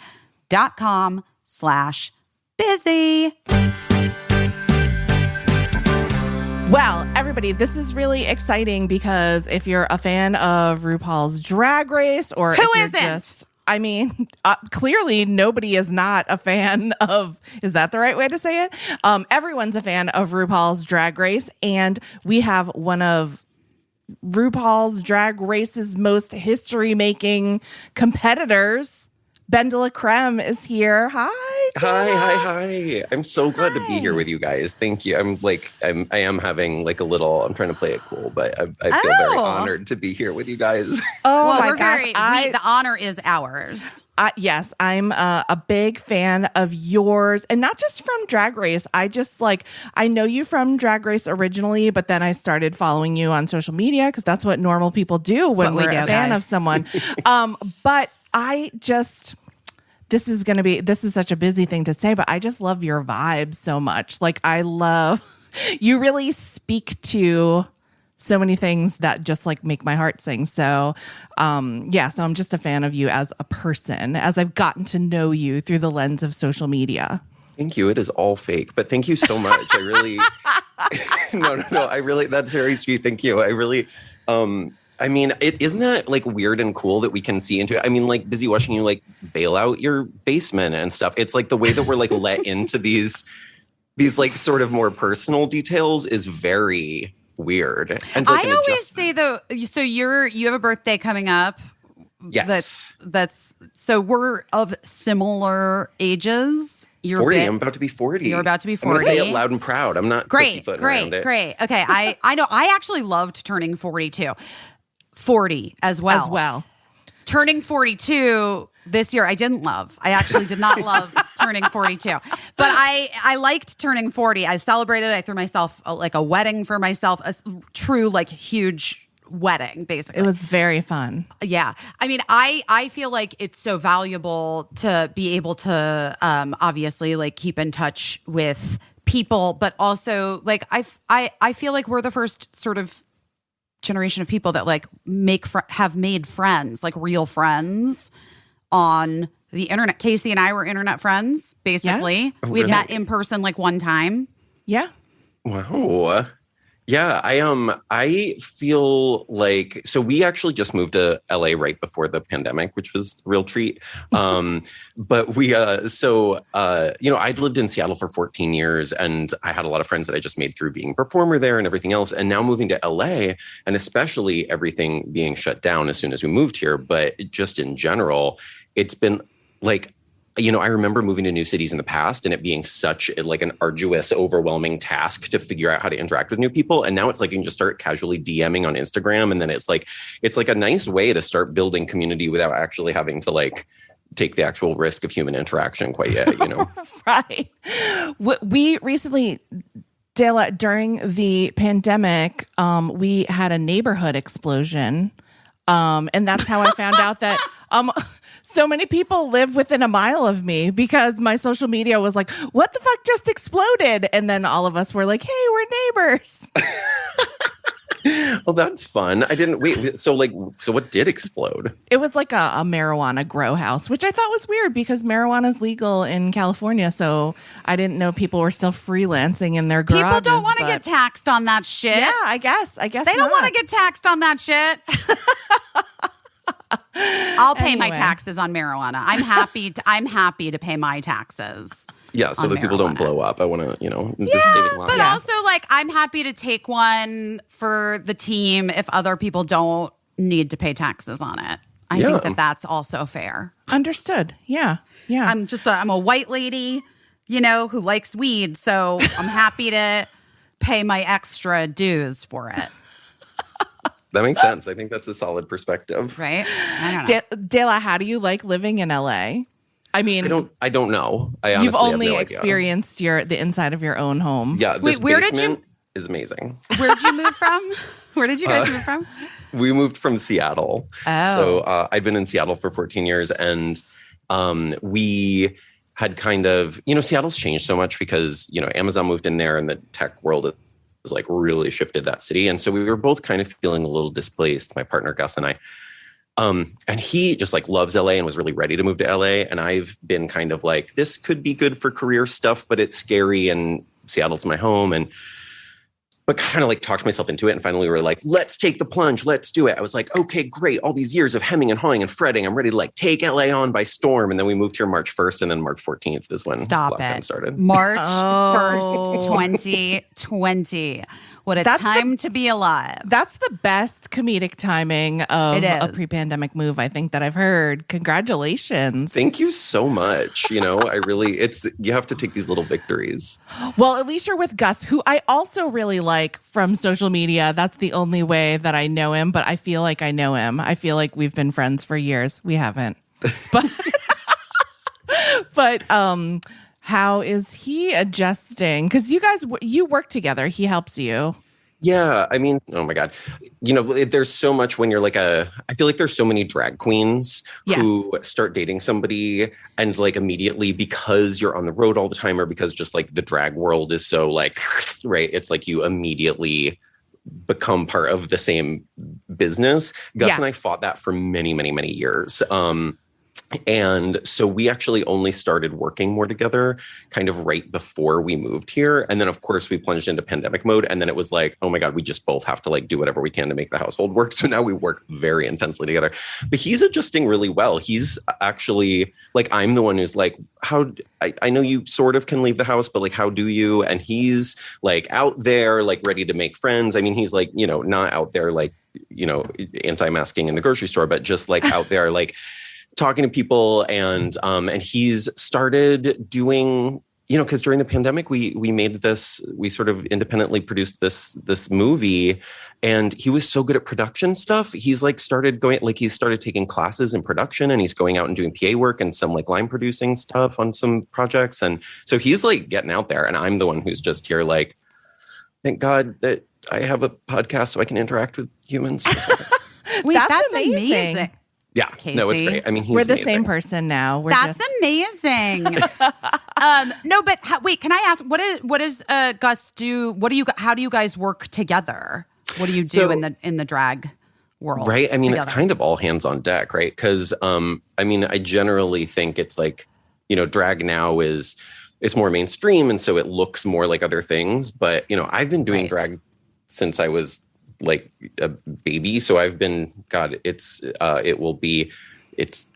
19 years I've been doing drag. So, right. So the beginning of that before Drag Race and everything else is just you just do whatever the fuck you have to do to make the thing happen. Right. So I think that even though we're getting to do a lot more, we're both sort of it's just us filling in the gaps, right? So for a while, he was sort of picking up on some management stuff for me, helping me like book out my year because I was doing a lot of that stuff for myself. And so it became like a management aspect. And then it became like he started touring with me on some shows and helping with like the onstage production aspects. And then he started helping with like some of the booking stuff. And then we like made this movie together and he was just like a full on co-producer with me, which it turns out he's really good at. Like, I'm the one who's like, let's make this art. And he's the one who's like, here's the math and like, here's the logistics. And I'm like, thank God. That's great. Incredible. I mean, That's really lucky. Yeah. Yes. You got to have somebody who's, holding the string for the kite. You know what I mean? It's like an Instagram husband on steroids. Yeah, kind of. It is. I think he likes it, but I'm really glad that he's having the opportunity now to kind of branch out. And it's like through our working together, he's found interests that now are allowing him to go on his own path. And we don't, because being quarantined with your partner and working with your partner and being partners with your partner is, you really have to polish that up for Instagram. That's a real test. Yeah. That's something that needs like several filters. Yes. Wait, so since you mentioned it, that you're almost at your 20-year drag-versary, I don't know if that's a word, but how did you first find yourself in the world of drag, and how did that come about for you? What's your origin story for the people at home? I was bit by a radioactive drag queen, and so I grew up in rural Connecticut. Where in Connecticut? Near you. I grew up in Litchfield. Oh, okay. It's like north. You know where that is? Where are you in Connecticut? I know you're in Connecticut, but I'm actually in LA now. But I was in Westport, Connecticut. Oh, Westport. We used to go. My Unitarian church was there. We used to drive to church. Oh, there we go. Anyway, so I grew up in Connecticut, and I was like, Litchfield, kind of conservative, kind of rural, and but I just always was kind of like that kid who like was always like, I would steal makeup from the drugstore, like, you know what I mean? So it was like, all this is the long way of saying, I feel like some people decide to become drag queens. And I feel like for me, I like found drag and I was like, oh, there's like a container for who I already am, because I was already like doing this kind of feminine performativity, but like, it wasn't, I think drag can fall between kind of identity and art practice. And for me, it's kind of both of those things. Right. Yeah. So growing up, it was like, I knew I like didn't feel like I was a woman, but I wanted to like wear all this makeup and wear the dresses and be theatrical. And when I found drag in high school, probably for the first time through the Wigstock documentary, which is really amazing. Amazing. Yeah. I was like, oh, there's people like me who are doing this thing. Like, this looks like this thing I did not know there was a place to put what I do. Yeah. And so I just sort of immediately started identifying as drag queen, I'd say like late high school at this point. And then I started performing for the first time. I was living in Chicago, and as soon as I turned 21, I started entering competitions and getting gigs, and that was that. And then you were gifted at it. Can I ask a question? Like, going back, you said when you're a little kid, you were like stealing makeup from drugstores. Which is so funny to me. How did the older people, your family, the people in your life react to that? Because it's one thing to like have your kids steal, but then to have them steal something probably surprising, or was it not at all surprising to them? Well, no, I don't think anybody knew that I did. Like, this is you're getting the hard hitting behind the scenes. No, I don't think anybody knew that I was actually stealing stuff. It was like, I mean, I would literally like get makeup, sneak it home, put on a full face of makeup in my bathroom by myself, wash it off, then leave the bathroom. Oh, wow. Like, it was like a deeply like closeted practice. Very secret and private. Yeah. Oh, that's so interesting. Huh. Wait, but by the way, I also did that because I did that too. No, because I would get in trouble if I had like, there was no way that my mom would be chill with me going in and doing my cat eye and all the things that I was trying. I was not allowed to wear makeup until I was 16. No, and I would do the same thing. And then my mom would be like, I know you were putting makeup on. I can see it around your eyes. And I was like, I was just doing it in the bathroom. Well, you know, when this is in my book, but when I dislocated my knee in the middle school dance, which was a horrifying moment of my life. They canceled the dance. All the lights came up. They cut my pants off in front of everyone in 7th and 8th grade. And it was terrible. But it was the first time I was allowed to wear the 2 items of makeup that had been approved, which was lip gloss and mascara. So I was wearing, when I tell you 4,000 pounds of mascara, but then, I mean, I must have looked like an actual horror show when they were wheeling me out, because the mascara was just all down my neck onto my shirt. It was a scene. That's a lot. Because you had been told that you weren't supposed to wear makeup before that, did you feel like it was some sort of like karmic, like some higher power was telling you that this was a sin? No, not at all. I truly was just like, fucking of course. You know what I mean? Like, of course, this is how my Valentine's Day school dance ends. I'm impressed that your mom like let you start out simple, because I was like, I wasn't allowed to wear it till I was 16. I think my mom told me I could wear it on my 16th birthday. And instead of starting out subtle, I really like fully went for it, like full, a purple smoky eye and just everything that goes below that. And I just remember my best guy friend being like, you look insane. No, we don't. That's not. Just like, oh no. You didn't know. Guys don't know. And I didn't either. And I was just like, you know what? I appreciate his honesty. I probably do look insane. This is an evening look that I've worn to the 11th grade. So weird. Once we got a little later into high school, then I started like kind of saying fuck it, right? Like I was so weird at that age. So my mom died when I was fairly young, and so I was with my dad, and he's like a good guy, but like really did not know what to do with a queer kid, and was like just very like, I'm gonna like be supportive from the other side of the room, you know? Yeah. So I at some point just was like, this is not containable. I'm just like, fuck it. Nobody at school likes me anyway. So I just started wearing full faces of makeup and wearing like insane shit. And it became very much that narrative of like all the adults and the kids too, by extension, were all like, oh, you're doing this for attention. You want attention. I'm like, I have zero interest in your attention. I would like so much less of your attention. The attention that you're giving me blows. But I did look absolutely, like in retrospect, I felt fabulous. I'm glad. No, I didn't. I felt rotten about myself, but I felt like I was making myself more fabulous. But I look at it and I'm like, those were such insane looks. You looked like such a crazy person at that age.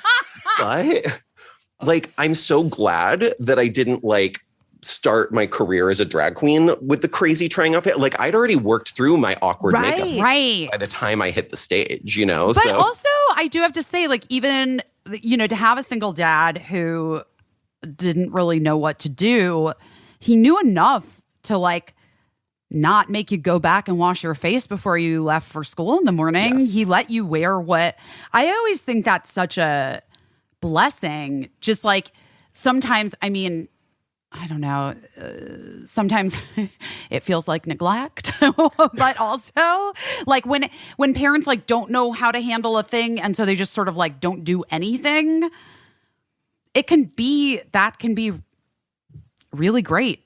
Absolutely. No, I really agree. I mean, it's like, you know, I've had different perspectives of that time in my life and my dad as I've grown up. But I do very much feel like, you know, he did not have access to a lot of the tools that we have to like understand people different from us now. He was in the throes of grieving a wife and suddenly being a single parent and still having to support his kid. And so while at the time I was like, oh my God, why aren't you here for me? Why, you know, like I didn't feel supported. Like I look back and I'm like, oh, this person was really like doing their all with what they had at their disposal, you know?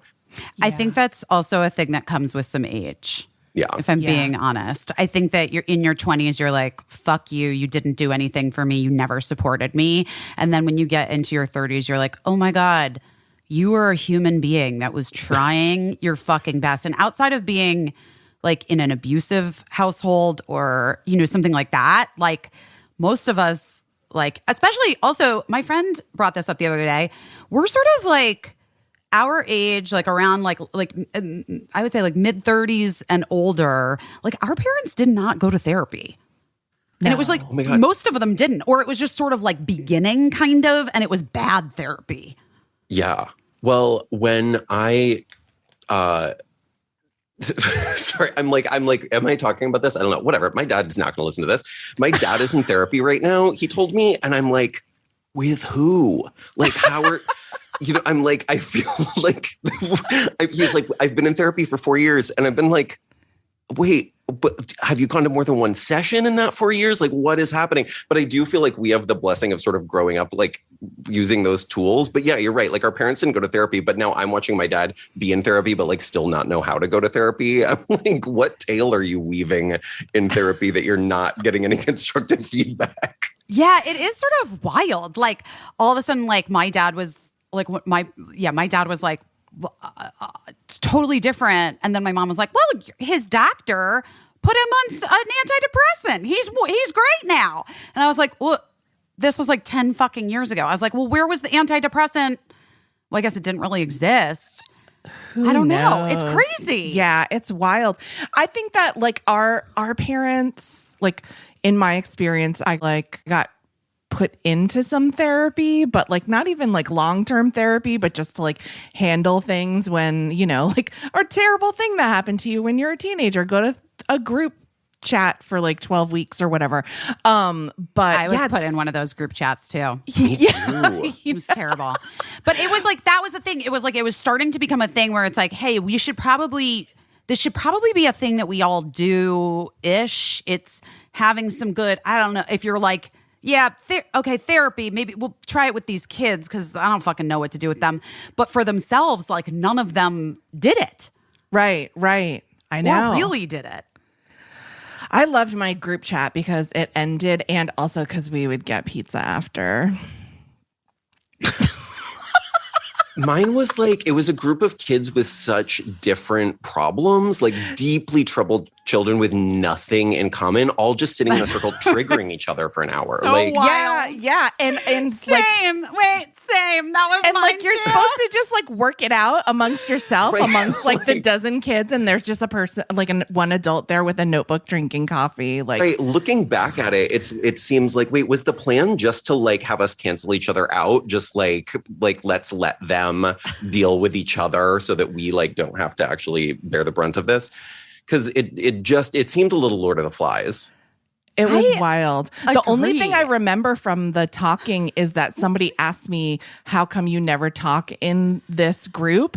And I said, because what happened to all of you is so much worse than what happened to me. And they were all just like, all right, well, I guess we'll never talk to you again. Oh, Wow. my God. And then after, it was actually one girl came up to me after and was like, you know, what, your stuff is bad too. It's not like a contest. And I was like, oh, I felt like I didn't have the right to, you know, whatever. But clearly we had no instructions for how to do group therapy. But isn't that interesting? Like people do think pain is a contest. Yes. Oh, for sure. I mean, I feel like I find myself falling into the trap on both sides, though, right? Where I'm kind of like, Same. yeah, you know, it's like I both, I mean, I do fall into that thing where I'm like, no, mine is worse than yours. And also like, oh no, like I have nothing on it. You know, it's like canceling out your own pain and also, like really just being so self-involved when you are in pain that it is hard to like expand and have empathy for all the rest of the kinds. I don't know. Yeah. Yeah. It's interesting. Well, I mean, people talk about it all the time, right? Like talking about like the trauma Olympics, like it's, you know, it is kind of like weirdly competitive.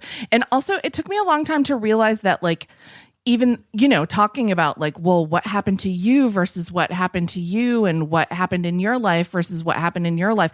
It took me a long time to realize that, like, for some people, something that seems small is just as painful as like something that seems devastating that happened in someone else's life. And it has a lot to do with like who that person is as a person and how it was handled and just everything. But then I was like, oh, okay. Yeah. Because I spent a lot of time being like, thinking to myself, like Busy always says, I say that I'm non-judgmental, but I am. But that's true. That's a realization I've recently had, by the way. I've been saying for so long, I'm like the most non-judgmental person. And then I was like, I'm such a liar. But I do remember being that age a lot of times and thinking, well, like this thing that this person's in intense pain over, it's because they haven't had anything like really traumatic happen to them yet, and they will one day. And then I was like, oh, it doesn't really matter. It's like, it's an individual scale, I guess. Everything you're saying, in theory, I'm like, yes, this is true. And like, I can think of a million times in my life that I'm like, yes, this is true. And then also I have this very distinct memory of the year that my mom died. And there was this kid that I went to school with who I was friends with. And, I was 13, whatever. And we were hanging out, and I was just like so sad at that time and didn't know how to express anything. So I was just like, crying and, and he was like, yeah, it sucks that your mom died. Like, my cat just died. And like, it's pretty much the same thing. Cause I was like talking to my mom, and she was like, yeah, cause like all pain's the same thing. So it's like, so he was like, weirdly the message he'd been given about this exact same thing. Then he was like filtering it through like a 13-year-old mind. And like, so every time this comes up, I'm also like, but fuck that guy's cat. Right. Like, well, I get like real fucking weird with people about pets when they're like, I lost my child. And I was like, let's just fucking not. Okay. Right. Like it was a cat. Let's just not. Yeah. How about we just not? Pets aren't also, actually people, and we can love them and we can mourn them, and they're also actually not people. But where's the hard line on like the sliding scale of like pain comparison? You know what I mean? Like when does it stop being okay for that kid to tell me that his cat dying and my mom dying is the same thing? It is not okay at all. I think that you just don't compare at all. You know what I mean? Yeah, I think you can look at your friend and be like, he's in a lot of pain over his cat. It is on a totally different track than me being in pain about losing my mom. I'm getting choked up thinking of you losing your mom at age 13. Because my kid is 13. And and you probably in your, I don't know if, have you seen any 13-year-olds recently? I have hung out with a 10-year-old Niblin, which is the gender neutral of niece and nephew I recently discovered. What? Yes, Niblin. I love Niblin? it. It's a little, I'll have to say it's a little cutesy for my taste, but the internet has like made the decree. A Niblin. Okay, so you have nieces and nephews? Yes. And so 10-year-old recently, yes, but I have yet to, we'll see where our relationship lies at 13. But tell me more about your experience. I just think that for you having gone through that trauma of losing your mom at 13, when you see a 13-year-old in the next couple years, it's going to really hit you, like how little you were. Yeah. No, because you were like a baby. It is, it makes me think of 5 billion things. One is, I don't know. I'm like, how dark do I want to be right now? But like, I'm actually getting close to the age that my mom died at. And that's like a weird mind fuck, like approaching 40. Like that's actually something that's like very, like that's the thing about 40 that's popping into my brain. Mm-hmm. It's like, whatever, we just make those associations, but entirely separate from that. One thing that's been really cool about specifically the drag race aspect of my career is getting to be in living rooms where like young people have access to like seeing, me and other queens like me doing what we do. And, thinking about how valuable that would have been for me at that age, especially like both when my mom was around, but also having lost her, seeing that there were other people like me out there who were like thriving and succeeding. And I oftentimes have that kind of, like sort of mental thing I go through before walking out on stage or wherever, where I think about like, what if you could go to 13-year-old you and be like, oh my God, look at what you're doing today, Yeah. And that's my like YA book, Caissie. Yes. That's my YA. I have this idea. I What? feel like you're going to love it. Yes. It came to me in a meditation. Okay, right. I was ready. meditating and I like came out of this like meditation and I was like, Caissie, I think I have this really good idea for like a YA book or movie. Basically, like, I love the idea of giving yourself like a snapshot of the future. Mm-hmm. I'm not going to tell you the whole YA plot because it I'm involves stealing your it involves your teen IP right suicide. now. Well, no, it just like it involves teen suicide Dayla's, like, and like typing it's just on like there. it's a whole thing.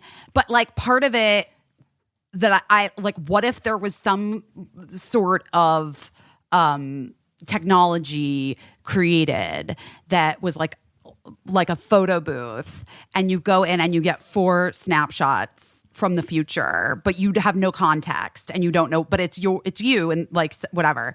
And just how like fucking wild that would be. And if it would change how you proceeded or how you like lived your life, or if, whatever. Anyway, I think about this a lot. Are there any rules in this book about whether the snapshots are from like a low or a high point, or is it just like run the gamut? No, you don't know. You don't know. I love this.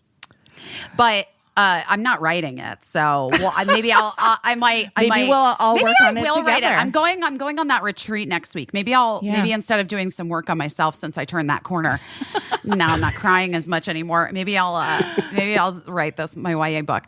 You can do a little research on Face app. You can that does give you a snapshot from the future, and from the the one past. where my old lady is so fucking hot on Face app.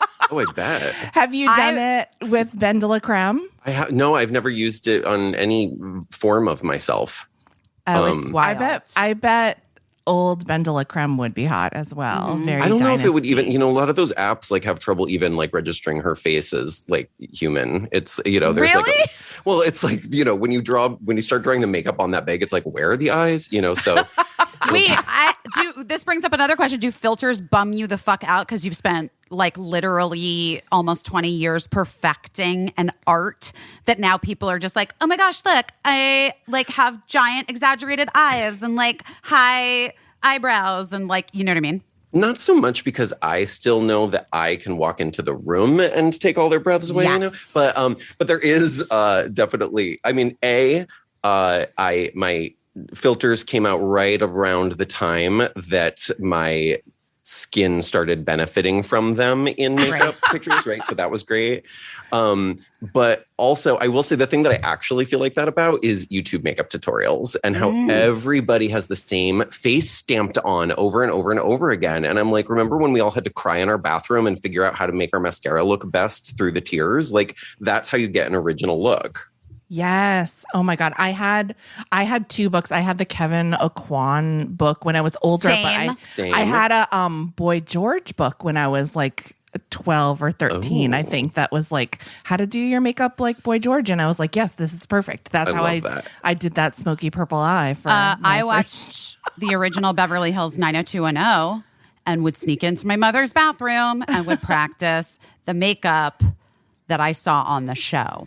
So that was where I based my looks. And there you go. I when I'm Just a Girl came out, I fully sourced bindies and wore bindies to school. It's like so deeply upsetting thinking back at the like this white gay child wearing bindies. It's also deeply upsetting that Gwen Stefani was, but you know what I mean. Yeah, everybody's forgiven her, so I think we can give you a pass. Yes, I can. You were a child. I think you're okay. You actually were like a child grieving the loss of your mother and like trying to express yourself. I think we're okay. Can't let that explain it away. No, I do. I feel like that era of having to find what draws you in and makes you want to like pursue it as a look or as, I do. I think it's just like a bummer. I think it like inhibits young people's creativity and creativity that can happen with like makeup and appearance for it just to be like, here's how you do it. Here's how you do what somebody else already did over and over. Here's what I'm going to say though about that as someone who's literally witnessing the evolution in front of me, whilst also allowing TikTok, social medias, YouTube. I would say that I think that I don't know, some kids, like I have a friend who's a total weirdo, the friend is, and their kid, girl, is like what she's like YouTube tutorial, like I want to look like that everybody else, blah, blah, blah, blah, blah. My kid, I mean, most people would say I'm kind of a weirdo too. Our kid is like, does like an amalgamation of all kinds of things and like pulls from the weirdest references that I'm like, what are you? Oh, okay. I guess Lana Del Rey now. Like what? And they've just like they have really developed their own. Oh, Young Royals. Birdie was watching this Swedish show, Young Royals, that they're obsessed with. It's like it's this queer Swedish show that Birdie loves because the two main characters who play like lovers on the show are both queer in real life. And that is like a big deal for Bird. Yeah. Also, they both have acne and they don't cover up their acne. I love that. No, Birdie's like obsessed. Yeah. But Birdie like went and insisted that they wanted their hair cut like the Swedish boy. Like just knew it was going to look fucking awesome. Uh-huh. You know what I mean? But anyway, I'm just saying, like, there is a version of kids still discovering it for themselves. But then there are just some kids that are like, I'm just like kind of basic right now. Yeah. Yeah. Well, and I also have this like weird narrative in my head about how like people are inhibited by like this, but it's very like kids today, we had to walk uphill both ways kind of mentality. Like I really find myself falling into that like sort of get off my lawn kind of. It's hard not to. I get so mad about little kids with like sparkly and light up sneakers. I'm like, they have fucking everything. I would have killed for sparkly sneakers. I want them now. I love those. The most glamorous thing I ever owned was a Bee Gees lunchbox that had like the suggestion of sparkly lights on it. You know what I'm saying? I would have killed for sparkly sneakers. I mean, I would also kill for a Bee Gees lunchbox. Like, I don't think it has to be either or. We can all be mad we don't have any of these things. We're going to go shopping for that once you feel comfortable going out. We're going to hit the town and get some sparkly adult sneakers and some Bee Gees lunchboxes. So my question, I'm going back to my question. It was like 15 minutes ago. I know obviously like you found your community in the drag community post high school, but did you do theater or was there any support for you within high school or creative outlet art, or like were you an art kid or theater kid or what? Yeah, so I was always kind of a kid who was interested in both. Like I was always very performative and flamboyant, if you can imagine such a thing. And I really can. Yeah. So, you know, because I was always that kid who was like, I was making my cousins, like I was like putting them in costumes and like directing plays with them. And very recently, like in the last couple of years, they were like, you were so bossy. And I was like, really? I just remember us having a fun time playing. They were like, no, you forced us into doing plays. Fun for you. But so, you know, so I just did the typical kind of like high school theater kind of stuff, like, you know, audition for the school play, like be in chorus kind of stuff. But more than that, I actually was really into visual art. So I did a lot of art classes in schools. And then I also actually wound up taking like after school, like painting classes and stuff. And yeah, because you're a painter, right? I mean, I don't anymore. I'm not currently in practice. Who knows what will happen in the future? But yeah, I went to school for fine arts in Chicago, and so that was kind of my path. Where'd you go to school? The Art Institute. Yeah. Yeah. So that was. I always really loved painting, sculpture, drawing. And that was like a great outlet and I was very passionate about it. But there was always this missing thing where always I was like, I kind of feel like I should be on stage. I kind of feel, you know, right. But it was tough because, you know, it was like that blessing of like, you know, I love too many things. I can see too many paths for myself, right? Which is like, you're like, what do I do? But it's great. But I do, it was when I was in college and I turned 21 while I was in college, I started entering drag competition. So I would like perform in clubs on the weekend, then like attend classes. And then I like worked a graveyard shift at a diner. It was like a very just like, I'm like, I don't have the energy for one of those things anymore. But I was really like loved that I found a place to do drag. But school was what was like actually like intellectually, emotionally nourishing for me in terms of how people talked and thought about art. But I kept trying to insert drag into my work. So I would take like a photography class and I would use like drag as part of it, or I would do like a performance art thing. There'd be a drag element, or like I would make like a wearable soft sculpture or whatever. And at the time, everyone was like, this is not fine art. You have to stop putting this in. Nobody likes this kind of thing, essentially, you know? And it was this real, like, I became very aware of this sort of ivory tower of, you know, you need the, like, it has to be inaccessible, right? Like part of what like makes fine art is that like regular people, quote unquote, are not supposed to understand it. Like you have to, and it felt so crazy. Like if this is a communication mode, why are we not communicating?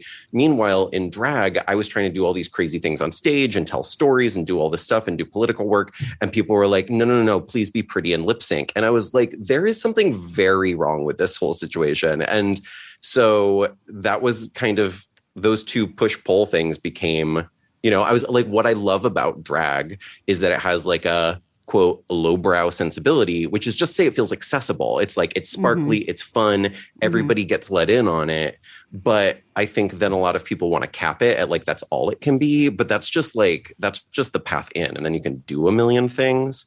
Why did I start talking about this? What? Because I like it. Because I wanted to know about because theoretically, I mean, I'm like on board with you on all of it. Like I've always viewed drag as an art form that like can do so many things. First of all, makeup artistry is fucking beyond. And then the crafting and the creativity and like the messaging and what am I saying and what do I want to say?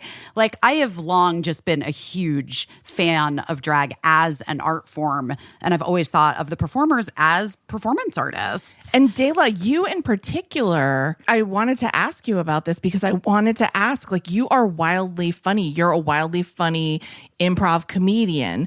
You are also incorporating all of this like stagecraft, like sophisticated stagecraft into your performances in your costume design. That bug costume, everybody remembers. Like that's vaudeville stuff. You know what I mean? Like that's the kind of imagination that you're like creating this illusion with your body and with your makeup. And so why did I start talking about this? I don't know.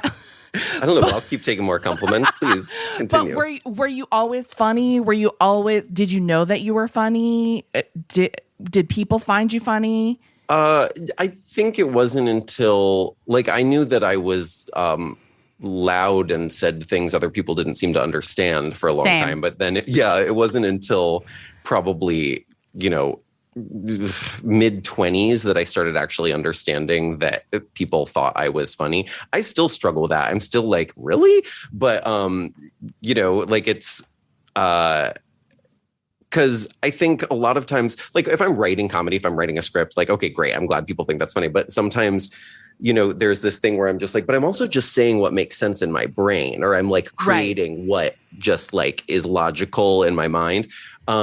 Which I think is probably true for most of us, right? But I do feel like that sensibility of like what you're referring to of like vaudeville, right? Like I've always loved this kind of like very broad comedy that like wasn't until I was like older that I understood like, oh, this is camp. There is a queer sensibility here. But like I always loved all the big, you know, MGM musicals and Universal monsters and like all of the stuff that's just like, so, you know, I mean, Pee-wee's Playhouse was like one of my main jams growing up. Everything. Shout out to Wayne White.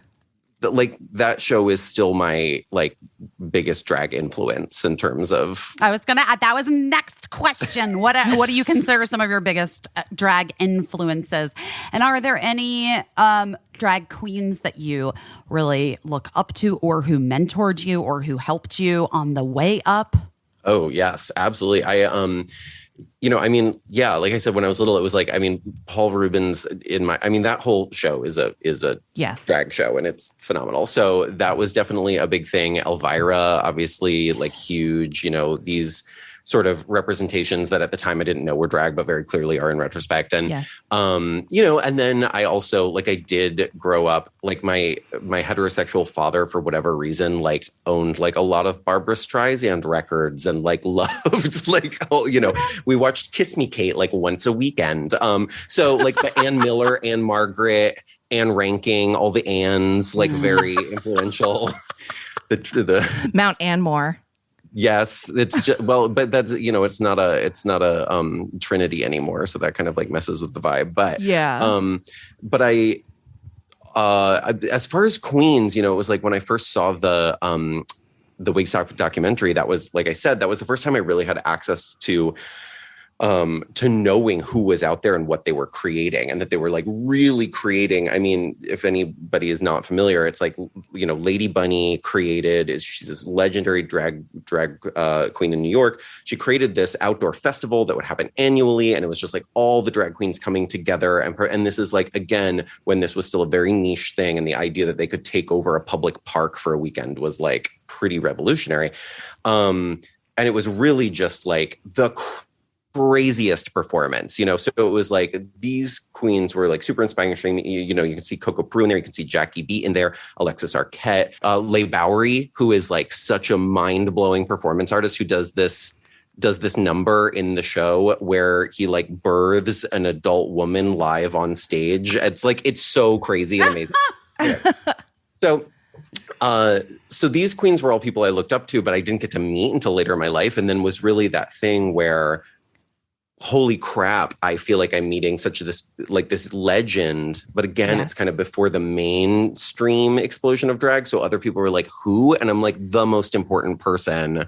So, but then I will also say, so when I turned 18, I was living in Boston and I saw a show called Holiday Ham by a queen named Varla Jean Merman. Varla Jean. And she is the queen who really helped me figure out like what I wanted to do with this. Like, I saw her and I remember just sitting in the audience and being like, oh, drag can be all of this. Like, I knew that I loved the trappings, but she was a comedian. She was a storyteller. She was a singer. She was a dancer. She was like, and she was gorgeous, but not afraid to like look ugly, like she was just like, just doing it all. And so brilliant. And I remembered that show just like blew the top off my head. And I just like turned to the person I was sitting with and I was like, that's what I want to do when I grow up. And they were like, I don't think that's really a job. But it was,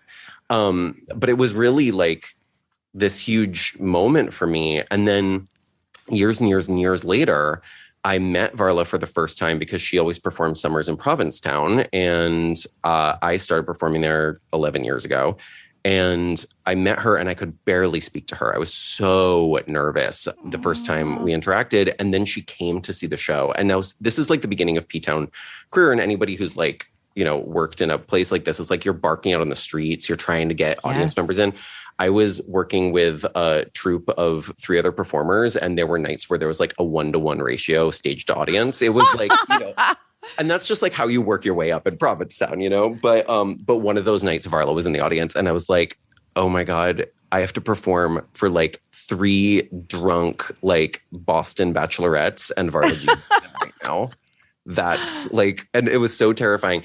But we, over the years, just started hanging out more, and I stopped being tongue-tied around her and started being able to actually tell her how influential she was. And then we've become great friends. And then I got to cast her in the movie we made last year, and that was like a real full circle moment. So, and the movie, if you guys want to watch it, is on Hulu, right? It is. It's on Hulu. Yes. So good.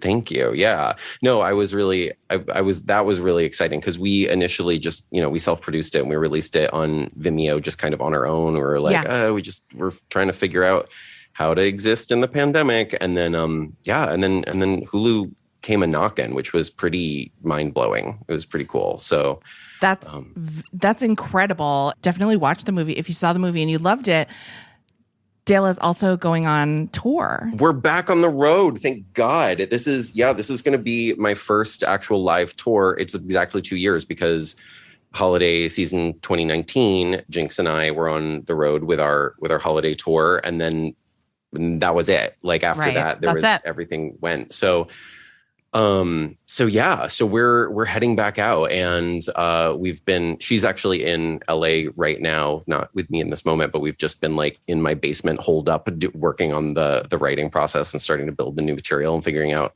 how you celebrate the holidays in this crazy moment we're living in a way that feels joyous but also cathartic. And Yeah.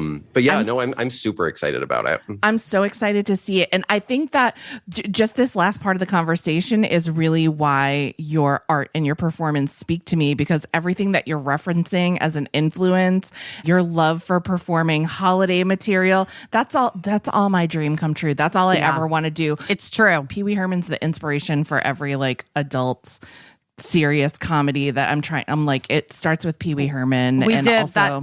When we did our talk show, my late night talk show, we said that we wanted it to be like Mr. Rogers meets Pee Wee Herman meets Laverne and Shirley. Laverne and Shirley. That Got a late is night the talk perfect show mood board. starring me. And I think we did it. They let us do it for a little while. So that was good. We did do it for some amount of months. I mean, I don't know where you're at in the journey. I hope that there are opportunities for this to be resurrected, because it certainly seems like a loss for us. It does. Aww. It feels like a loss to me personally.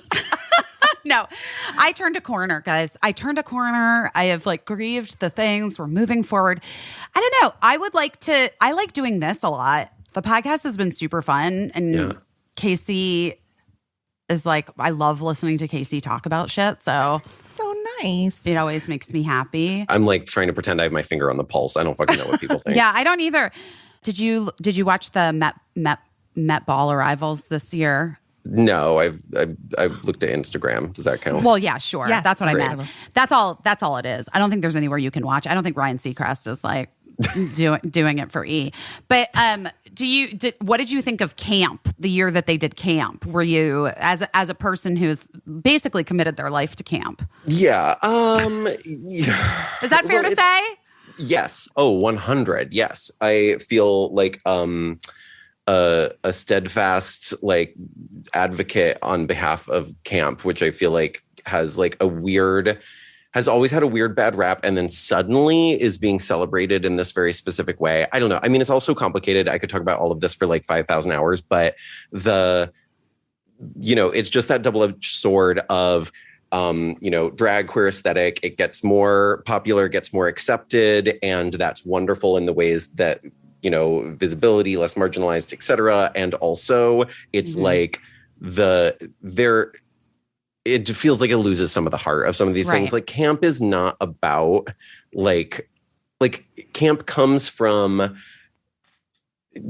disenfranchised people creating something in the shadows that's like a warped reflection of the people in power, right? Like to me, that's like what that is. It's like this kind of like crazy funhouse mirror send up of the status quo. And so when you have the people who like are the people in power suddenly trying to adapt this, it's like so watered down. And I just like watched it. I was just like, none of this is camp, but like also camp. You can't like pin camp down with a definition, really. There's a million definitions. Right. But what I know is that maybe if somebody else wore this thing, it would be camp, but you in it are not camp.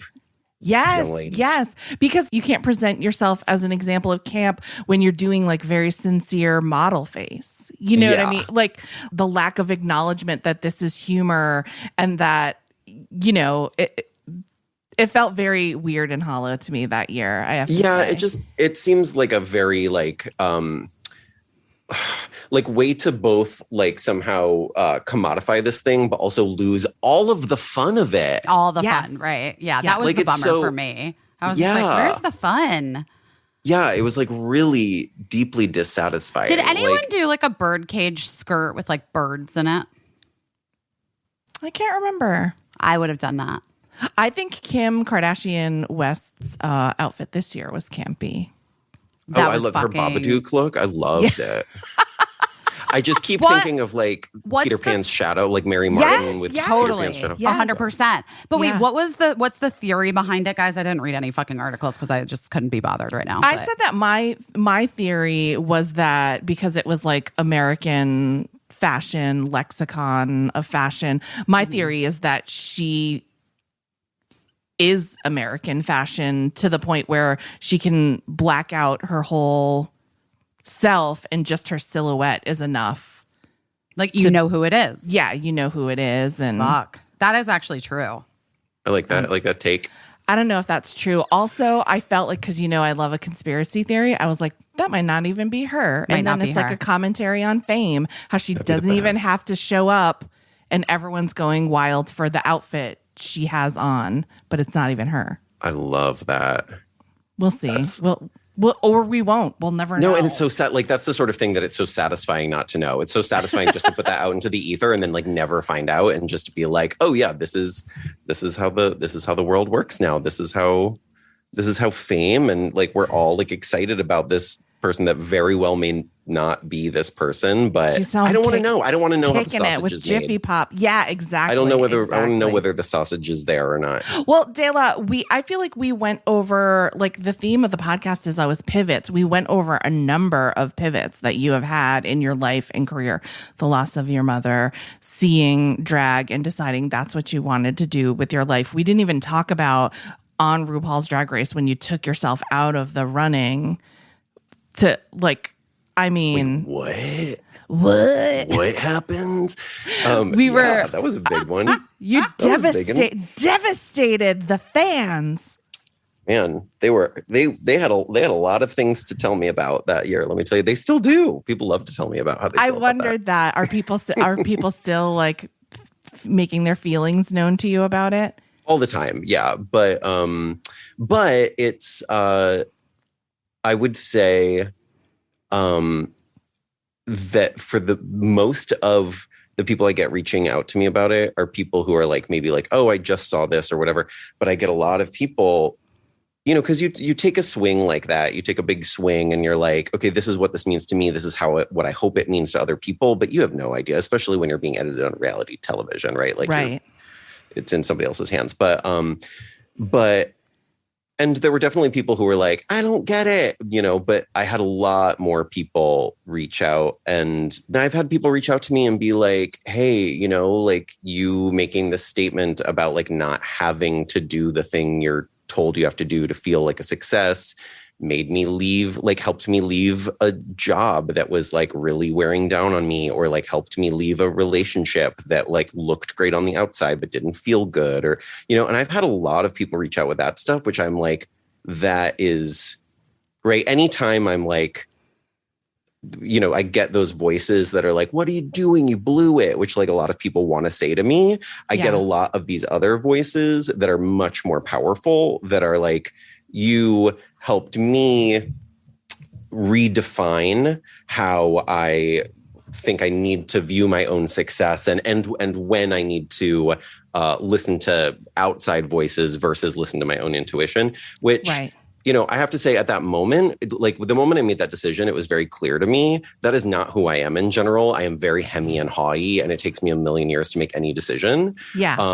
That one, for whatever reason, felt clear. But it's like that fun feedback loop, right? Where I get that messaging from people and it helps me remember like, okay, you're actually struggling with this today. Let them remind you that you can be a little bit freed from these expectations, Oh, I love that. I loved it when you did too. it too, because it's just like, I think whenever you take anything that's sort of artistic and you try to make it into a competition, you get into a funny place, right? Because the competition has to have rules, whatever. But like Taylor Hicks won American Idol. You know what I mean? That's what I always think of. Like, what's the point of winning when Taylor Hicks won American Idol? You know what I mean? Like, of going the distance. Jennifer Hudson did not win American Idol. And right. so, and like these cooking competitions, like Top Chef, I'm always like, oh, you get disappointed when your favorite doesn't win or doesn't go the distance. And then I'm like, that doesn't make a difference as to like whether I will like go out of my way to go to that person's restaurant in the future. Chef Great. Shoda, I'm talking to you.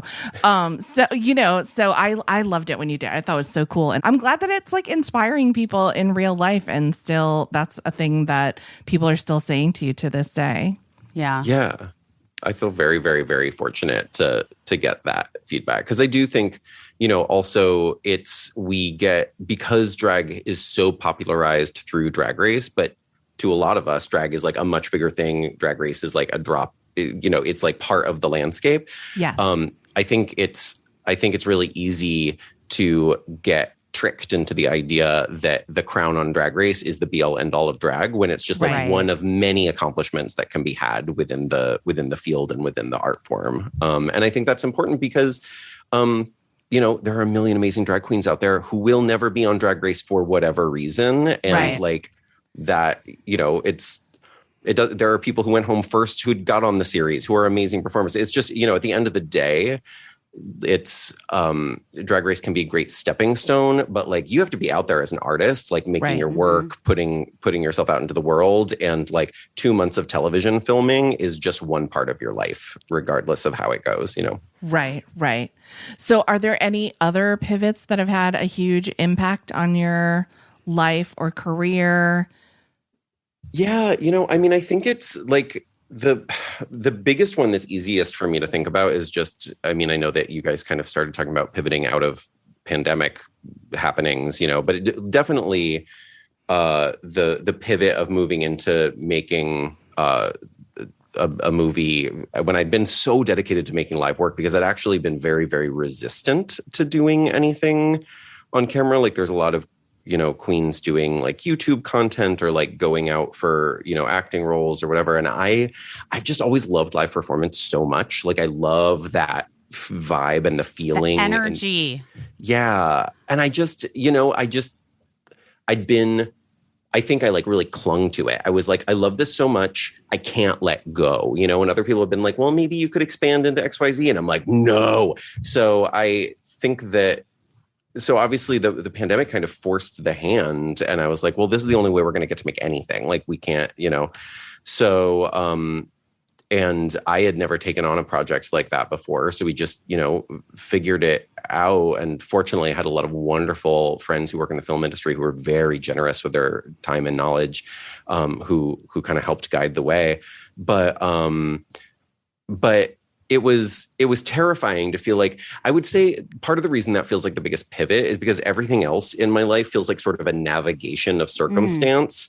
Whereas as a performer, it's like always been headed in this direction. It's like the one thing in my life that's like, here's the track you're on. Like everything else, especially you grew up a queer person, you're like, I don't know, I'm probably never going to get married. I'm probably never going to have a kid, whatever, it's like, you're kind of freed of a lot of these things that are, and I say freed as like part of that is how we as queer people of a certain era like made ourselves feel better about feeling isolated from things, right? It's just a thing that you put out of your mind because it didn't need to take up space at that time. Exactly. It's not for her. It's not for her. But I think it makes pivoting, it doesn't feel so much like pivoting because it's just like, where's the goal? There's no goal. I can go wherever the fuck I want, right? So when the pandemic came along, it was like finally like, oh my God, my career's in full swing. I've been like forming it my whole life. We're about to produce, like, I was about to self-produce a US, UK, Canada tour for the first time. I was like, really, all this shit was happening. And then I was like, oh God, it's really... It kind of felt like the first time that I had like known everything about something that was happening and it was all potentially gone forever. And it was so scary. Yeah. So the shift into working on something that could be on camera was just something that we made. It was like, I hemmed and hawed and cried about it for like a couple months. And then it was like, okay, now we're doing this. And we just all went into hyperdrive and didn't sleep for 6 months. And like, we did the whole thing from like, basically the moment we set pen to paper to like delivering the final cut was 5.5 months. It was like it was really nuts, and this is with meager means, right? Like it was just us. So, but I feel like it also introduced me to this thing that it turns out I really love. Like I actually really love it. And now we're about to go back on tour and I'm super excited, but I'm also in my head like, okay, but I want to do this again. And now I know how I could do it better. And like, how can I, it's like, You're going to film the tour? No, I am very strongly a believer that live is to be experienced live. You know, like when I don't know though, but listen, I mean, But a documentary, Dela. yeah, like a documentary of the tour. I'm into it. All right, I'm going to tell you all my unpopular opinions, though. Okay, but like for me, I would watch that. All right. Well, I'm what if not you gonna didn't rule even it out. see? What if You're you not didn't gonna rule even it out? see the performances? I think that I can see exactly what you're talking about. I can see the way to do it and to do it well. Here's my counterpoint. Okay. So yes, I believe live performance is to be seen live, but documentary stuff about the tour, I think that could be super interesting. I have this hang up where I feel like drag is, for whatever reason, since Drag Race came out, keeps being pushed into the realm of reality content, and documentary and reality are not the same thing. Not at all. I already talked about Wigstock and how amazing that documentary was in my life, but I do feel like I want to like push for a world in which drag queens are right. Like the reason I fell in love with the art form is it's like you're creating something that is artifice. It's a package. You're in control. World building, yeah.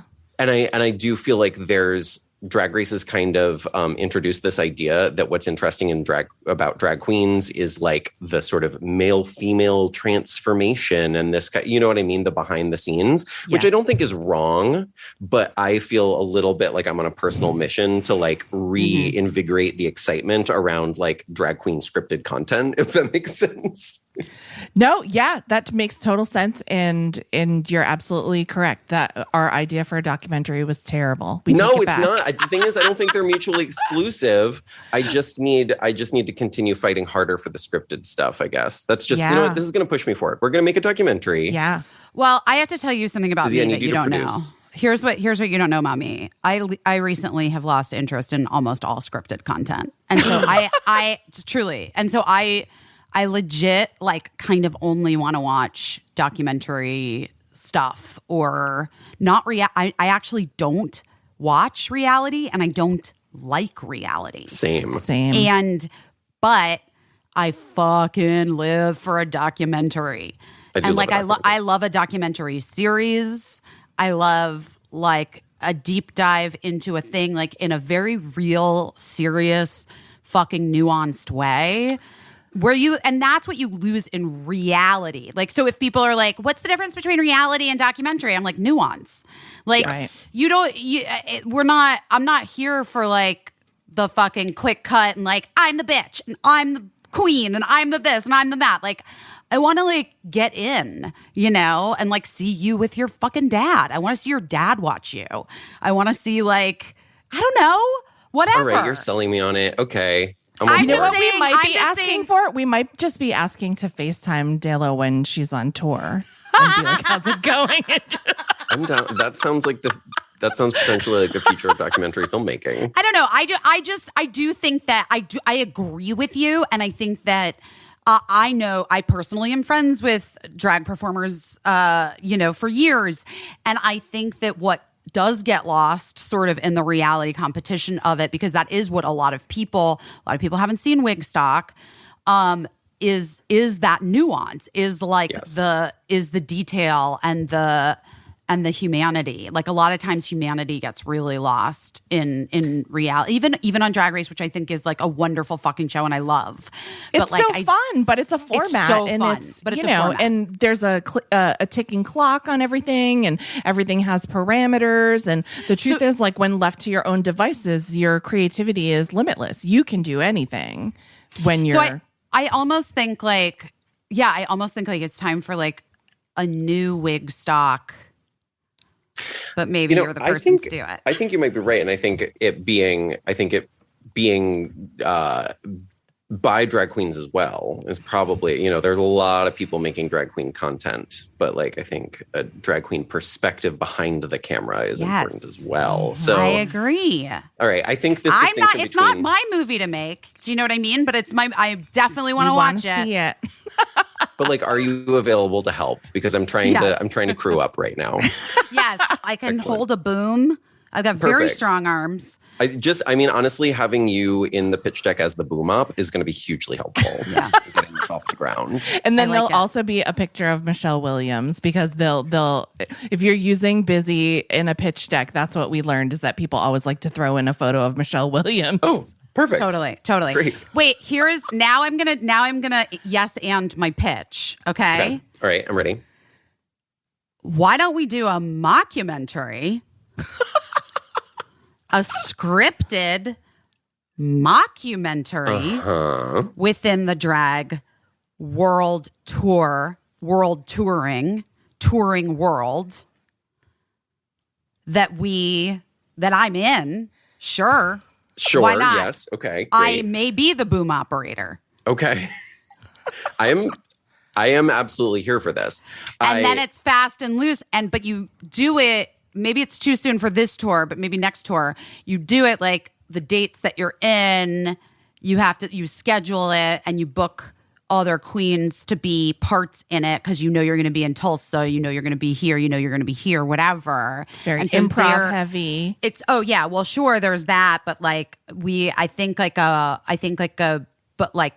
get a budget. I want a budget. Let's get a studio, guys. Okay. Let's do it. Yeah. All right. I feel like this is a good idea. I am with you. Yeah. You do not have to raise your voice to me. We are on the same team. And all I know is that we got to get Sam Pancake has got to have a part in it. Otherwise, Sam will fucking kill me. Okay, great. I would be delighted to have Sam Pancake as my son. Anything. Yeah. Sam lived in my guest house in Los Angeles for like almost a decade. I did not. And yes, and this is before you lived in LA, so you didn't know this. But very frequently to this day, I will be somewhere and someone will be like, I've been in your pool. And I'm like, Sam Pancake. Such a gross way to approach someone. Really intense. It's really uncomfortable. Sam Pancake. Okay. I do miss going up your stairs though and being like, "Hi, Sam." That was a very Sesame Street. I know he lived experience. under our stairs, kind of, or like he lived. So basically, the guest house. It was his old Spanish house, and the guest house was underneath the house. But when you went up the front steps to the front door, you passed his bedroom windows and also his living room window. And he was watching Drag Race the night that he thwarted the would-be murderer on the steps. It's like, see, this is what I'm saying. Crazy shit happens to me. Holy crap. Caissie, were we not doing the show when this happened? No, I don't think so. You didn't know this story? I never heard this story. No. I mean, I knew that you had shady people showing up on your property. I think this happened maybe more recently than less I knew recently. about the masturbating guy in your backyard. Listen, the masturbating guy in my backyard was like, no big deal. That guy was just trying to get it up because he was on drugs. We're really making more fun than a murder for sure. life in LA sound great to Dela, who's never been outside. It's not like nobody's ever masturbated in a yard in Seattle. Sam fucking Pancake. Yeah. Wow. Yeah. Wow. A real hero. Wow. He is a hero in many really ways. Sorry, I've told so many stories that can't be on this podcast, but It's all right. it's nice to hang. Just nice to talk to people. I've had so much fun, though. Thank you again so much. It's been really this is just a delight and an honor. And thank you again. Well, I'm a big fan. I'm excited to work together. Yeah, yes. I'm excited Oh my that God. we're gonna send our credits over and you just let us know what you think, what you have positions for us. I think a mockumentary is I don't know. I'm seeing it. This is where you this for you is like where the line in descripted, this is where you can blur it a little bit. Yeah, I do. I actually can. I actually can. All right. And I will. So funny for you. Great. Okay, great. I'm honored. BenDeLaCreme, you're an artist. I love your openness. I just love everything about you. I'm a huge, huge fan. And thank you so much for agreeing to visit with us today. Thank you. It's really, I feel like we've all bonded very heavily. So We really have. And I don't have that many friends in LA. So, like, anytime you guys want to hang, I'd love to masturbate in your yard or whatever. Or we can go get nachos at Petty Cash. That actually sounds better. I'll definitely come back for nachos. And I'd love to come see you on tour. So I'm going to check out the dates online. Where can people go to find those dates? They can go to jinxanddela.com. Jinx is spelled Jinkx because she loves to make things difficult for me. But yeah, so our full tour dates are available right there. And we'll be all over the US, the UK, and Canada. That sounds like a delightful thing to do this holiday season, and everyone should do it. And I'm going to, so you might see me there. I can't wait to see you in New York. Okay, so while you were listening to the BenDeLaCreme interview, Busy read not the entire article yet, but read a lot of the Bad Art Friend article, and watching her face was a true pleasure. She didn't even finish it yet, but all I will say is that people that are in group chats, you might be interested. There's a lot. This article does have everything, as Caissie had said. It has everything, and it has a lot of like group chat content, warnings. I mean, just everything. I think I might be on Team Nobody for now. It made me have a lot of other questions. That's what I'll say. There are things that I really want to know, but again, just being like a total part of the problem by being curious about this. But it's a good article. Really, really interesting. Get yourself an afternoon coffee and just settle back for 1/2 hour to read this article. That sounds really nice, actually, to just be sitting with coffee. You deserve it. It. Is it nice and cool there in New York? It is, actually. Well, I don't know. Yesterday. Okay, so guys, this is like so fucking amazing. Busy can't tear herself away from the article. Well, wait. Yeah. Just enjoy the article later when you can get like a cappuccino or whatever, and tell us about Harry Styles. All right. Well, here's what I'm going to say. First of all, oh God, with everything going on, it had escaped me that Harry was coming to Madison Square Garden, and my old friend Jenny Lewis was opening for him. And Lewis, guys, listen, how it's been because of pandemic and whatever, she had moved out of LA like a couple years before the pandemic, pretty much. Would come back every once in a while. But as things go, we lead different lives. She doesn't have kids, it just ends up happening. Yeah. We sort of hadn't really been in much touch the last couple years, every now and then, what's up, dude? Are you around? Okay, I want to say hi, whatever. But then pandemic, so I haven't seen her in several years. And when I got out of Hoffman, it occurred to me that not only did I have to get the fuck out of this house because we were kicked out, but that the Harry Styles concert was happening in a week and a half, and I hadn't done anything to get tickets for my kid, which I had promised Bertie that we were going, Oh, Lord.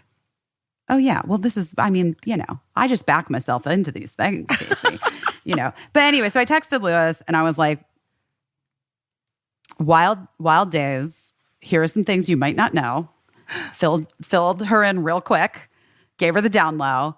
And I was like, I know Madison Square Garden's probably insane. Bertie would be forever grateful if you could find a spot for us. And Lewis was like, yes, dude, I'll put you guys on for Monday night. I was like, that is literally the nicest thing. I did have a bit of and I wanted to ask you how you handled this. I had a bit of a hard time because, Cricket also really wanted to go, but Cricket's not vaccinated. And the thing is, if you're not vaccinated, you have to get a test a PCR test that day or whatever. But still, it just made me uncomfortable to put Cricket at Madison Square Garden with however many thousands of screaming teenagers and adults. And like, I don't know. It just made, I just felt like, I just think there's plenty of concerts in the world for cricket in the future. And just in this moment, because of COVID and Delta variant and all that, like, I just felt like erring on the side of her being mad at me. Yeah, I think it's okay. And I bet, is she still mad at you, or did she forget that she's mad at you? She seems fine. She just wanted to do what everyone else is doing. But I think, like, you know. Well, I mean, if a techno DJ comes to town, cricket's going to be. Exactly. She's going to want to get to that rave. You better believe it. Just get inside that computer. I think she'll be okay. I think I need to get cricket turntables for Christmas. That would be so fun. Don't you think cricket's a DJ? DJ cricket. Yeah. Cricket. Some techniques. Anyway, so so huge shout out to friend and lovely human Jenny Lewis for helping me out. Just here's the deal, guys. I might be a little bit of a mess in the current time, whatever I'm trying to say. But in the past, I've really been a person that has showed up for other people. And so therefore, I'm very grateful when people are able to show up for me. And anyway, so it was amazing. So we went, Birdie like borrowed and wore this like vintage Gucci dress I had in my closet downstairs, which was pretty fucking cool, kid. You know, they dyed their hair bright blue over the weekend, which was fun. Post Hamilton. Just guys, also, by the way, I do want to say this in case you were like, billionaire probably just didn't understand blue hair. Didn't have blue hair when Birdie was sitting next to Hamilton, bro, billionaire. I think it is because I think sometimes people are able to be judgy about physical appearances, which we know is bullshit. But I'm just going to also just say you don't get that because they didn't even have blue hair at Hamilton. It was blonde at that moment. It looked great. Platinum like yours, Case. I know. I Bird's hair is always very cool. I know. They are the coolest. But anyway, so we got there. Birdie was stressed. It's a lot of people. We, luckily the merch line right in front of like where we were going in to sit was very short, which was a miracle. So we like merched it up and I bought a t-shirt that said, "Who the F is Jenny Lewis?" And then Lewis today was like, "I could have just sent you one, dude." And I was like, yeah, but I felt like it was fun to support. And I was buying all the Harry Styles merch anyway for Birdie. And so we went and we sat down. It was very exciting. Everybody around us was very excited. And then, the pit was filling up and Lewis was like, so good. Like, it was just amazing to see her in like a huge stadium, like the rock star lady that she is, like, you know, just so rad and owning it. I think the last time I saw Lewis play was in Charleston when I was doing Vice Principals. So that was like 6 years ago. So she was just like amazing, played all the songs that I love. She's Not Me is so fucking good. That song is so good. Just One of the Guys, also great. I love it. So good. But she and I had a really interesting texting convo about rethinking lyrics, like about like within the gender binary and like things that we are all learning in the last few years, which is, I think, cool. And like my friend Jason Bozell's playing drums. It was just like so neat. And the very first, Birdie's never been to a concert before. Because you know, Birdie's like a kid that like, in case you didn't know, like, but Birdie has some sensory stuff, you know, and like things like loud noises and heat and crowds of people can really stress them out. And like, so, okay, I'm not going to like subject them to that, you know? So the only time Birdie had ever seen kind of like live music in any way, really, was when they were 3. And Jenny was at the time in a band. Her band was called Jenny and Johnny. And she played with Jonathan, Rice, our friend, Jonathan Rice. They were a couple and they were in a band together for a period of time. And so they were playing at the Fonda, and Birdie, we'd been playing like the Jenny and Johnny album so much in the house at the time. Birdie was really little. Oh no, I'm going to cry. I'm okay. Okay. So they invited us to bring Birdie to the sound check at the Fonda, which was close to our old house in LA. And we did, and they played like the song that Birdie loved from their album so that Birdie could hear it. I was like, of course, ordered those big headphones for Birdie to wear because I didn't want to damage their hearing, because I was like a mom who's always just been trying to do everything perfect. And we know how that's worked out for my brain. So anyway, so since that day in 2011, Birdie hasn't been to any concerts. And, this was like the dream. Like Harry, couldn't wait. Harry Styles was going to be their first concert. And the fact that Lewis was opening was just so special and sweet. Yeah. And she has a new song that'll be coming out, or I don't know if it's out. I actually should check. She had sent it to me. It's so good. It's called Puppy and a Truck. And it's really, really good. Anyway, so that was Lewis. And then the greatest thing ever happened. Harry Styles walked out. And Lewis was done and Harry came out, and it was like, he's just the best. He's so good. It was like, I imagine, like, I don't, me, I'm like, I've never really been into like big pop acts, so like it doesn't really, I don't have a frame of reference for like big stadium shows. Like, I saw Coldplay once at like a soccer stadium. You know what I mean? I didn't think like, oh, Chris Martin, wow, he's great, but like, he's so great. He's so talented. He's infinitely talented, Chris Martin, I'm sure. He is. But I wasn't like, it felt like the only thing I could compare it to, you're going to die. He probably would love it, is like when I saw Bette Midler. Oh, like a star, like a fucking star, He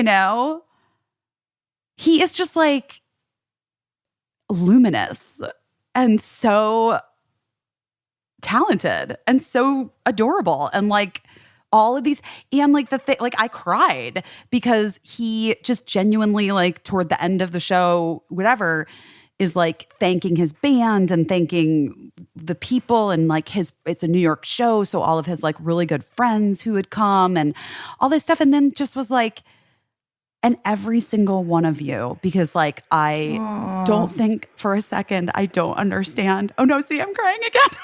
You guys, it's been a week. It hasn't even 5 days. I love that I said this. I was like, I got 1 fucking week of that piece from Hoffman. 1 week of just flying high. And then boy, did it come crashing. But anyway, he just was like, and don't think that I, for 1 second, don't know how, like, I would not be standing here without every single one of you supporting me, buying my records, like listening to the albums and loving the music that we all make together. And like, I legit started sobbing. Like, what fucking hot ass rock star does that? You know what I mean? Like, in a genuine, like, really felt way. Anyway, I feel like, yeah, I mean, Olivia Wilde really won the divorced ladies lottery. Some people thought it was Meghan Markle, but nope. Turns out it was another Brit. Right? Oh my God. Hilarious. He seems like a very special person, I do have to say. Like he's I can't say I really adore him. Yeah. I really think he's so special. And like his music's so good. And I love that his message is like of inclusion and treating people with kindness. And like, even when he's talking about like having sex with ladies or men or whatever, it's like, I want to please you. Like, you know what I mean? Like he's like, watermelon sugars, look about how good your pussy tastes. You know, whatever it is. Like, it's like, what? Well, newsflash, he did say another stop, that it was about that watermelon sugar is about the female orgasm. And he did it, of course, in a funny, charming way. This is what I'm saying, though. Like, what rock star is writing from the place of like pleasuring a woman? I mean, I don't know if you guys remember when DJ Khaled said that he like would never be caught going down on a woman. Do you remember this? It was when we were doing Busy Tonight. I do remember. Yes, because I think we talked about it on Busy Tonight. Probably. We did. I'm almost positive we did. Because I remember being so like, I'm sorry, what? Like, what? What did he say? He said, what now? Like, don't worry about it, Khaled. Hey, by the way, Khaled, Harry Styles is going to take one for all, for all you motherfuckers. Yeah, also, it's like not on the table. DJ. Yeah. Anyway, my point being that like, you know, pop music is like full of misogynistic messaging. And this is like a dude who's like, I'm going to sing about like worshiping ladies in like a lovely way, not in like a blurred lines way. Oh, Which, my by the way, gosh. there's something with him too, but I know nothing of what's happening because everything else is a mess. So there's something it's happening a tumble with him. down. Yes, I believe Emily Ratajkowski said that he groped her on the set of Blurred Lines. Wow. Yeah. Gross. So that's gross. I mean, yeah, she said he grabbed her breasts. It's just, you know, listen, I came to a conclusion that being a woman in show business a lot of times is just watching everyone love someone that grabbed your tits, vag, or ass. Watching everyone just adore someone and celebrate someone. Yeah, mourn them when they die. I'm not gonna lie. I've had I know. I have experience. too. I've had that experience as well. And actually, it's so funny. A friend of mine just did a table read with a dude who you know who it is. Yeah, I know who it is. And was saying like it took everything. Again, wanted to like punch him in the face. Yeah. And I know people will be like, well, tell us who it is, because I've been down this road a million times. It's just like, in my case, in this one case that I'm referencing this week, it wouldn't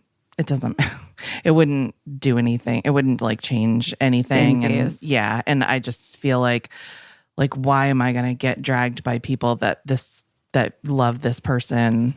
Oh my God. I mean, truly, like, whatever. Yes. I've had my fair share of people telling me to get raped and die for speaking out about assault. So I'm good for right now. Yeah. It's not something. Yeah. I'm not something like, we're super interested in reopening that can of worms for myself. For me, because it's been a stressful 5 days.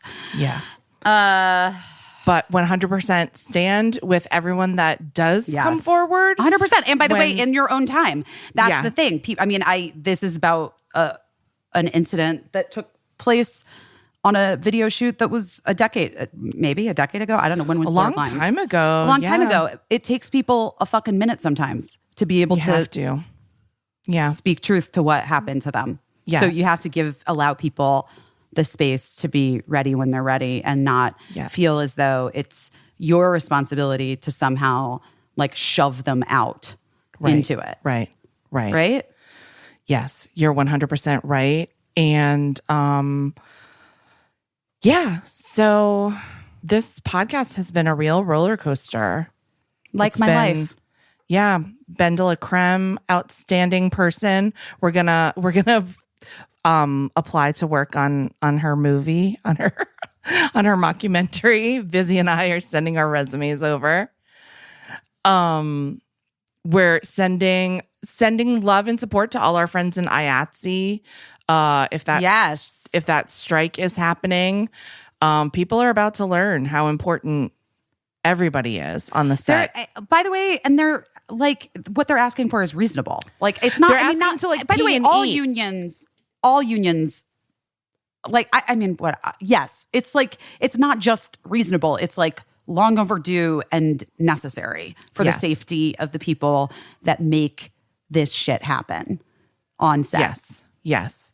And so if you're, even if you're not in show business, Hollywood break, the crew union, the people behind the scenes that do all the things to make TV shows and movies have voted to strike if their requests are not met. Their requests are very simple and humane and necessary. They need to make a living wage. They need to work reasonable hours. They need to be allowed to eat. They need to be sent home after a reasonable amount of time so they don't get into car accidents out of exhaustion on the way home. They need to be allowed to use the bathroom, things like that. All those things.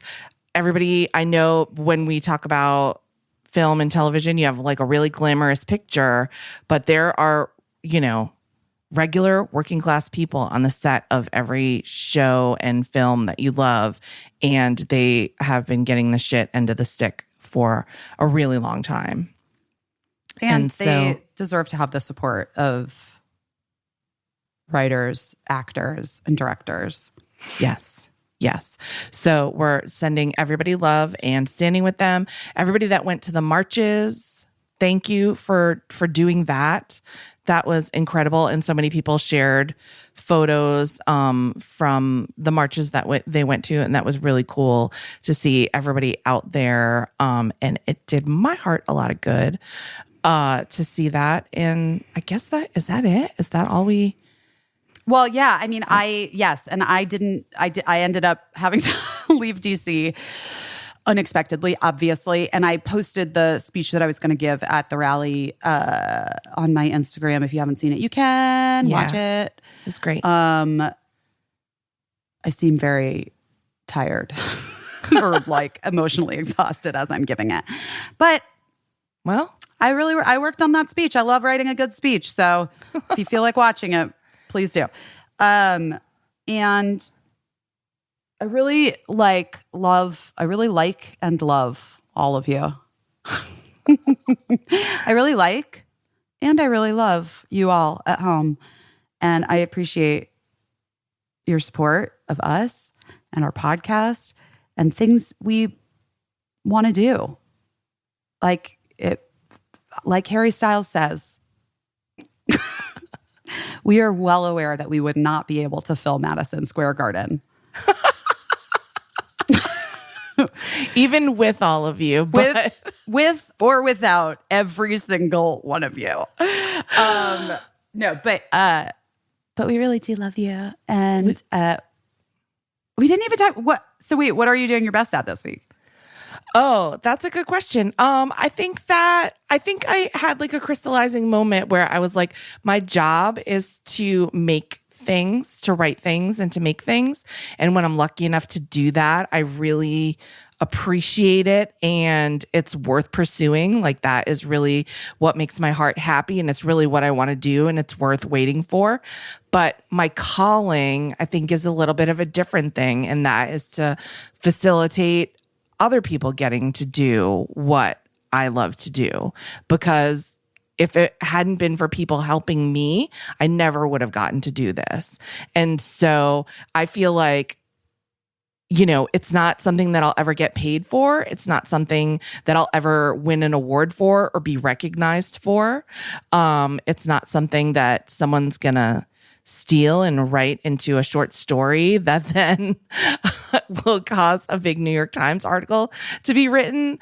But my calling is to, if people want to do what I've been lucky to do, then it's like my duty in the universe to try to do what I can. That's all I can do is try. I can't make any guarantees.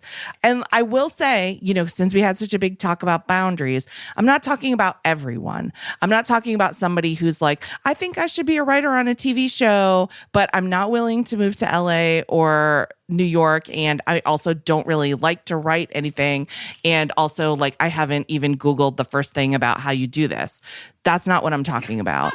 That is not my calling to help that person. No. But if someone has done the work and it's obvious to me that they feel like me, like I would be so lucky to get to do this and I know everything about it and it's what I eat, sleep, breathe, and drink, then yes, then it's my universal responsibility to try to do whatever I could to get them, to at least help them, to point out where the path is. I like this. Yeah. So anyway.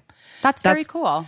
I think that's something that I've always known and I've always felt that way and I've always operated that way. But I think it was interesting to just realize, and I just realized while I was on stage at a panel that is, I have a job that I get to do sometimes, and then I have a calling that I can do all the time. And they're related, but they're not exactly the same. And so I did my best at that. I did my best. I gave out a lot of phone numbers, a lot of emails.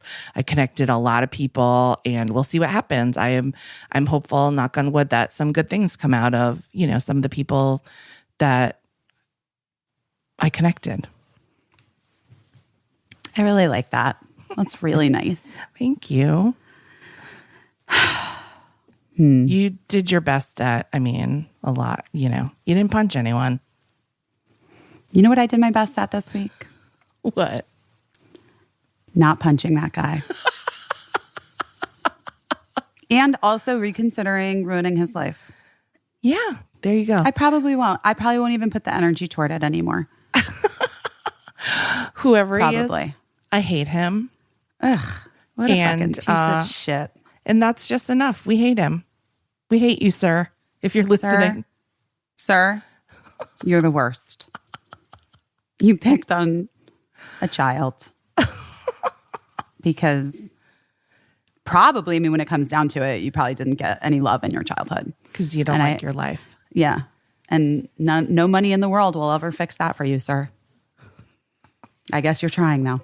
So enjoy trying to mine some type of joy from a Broadway show when you can't even find a little bit in your own gross heart. Sir, you're the worst.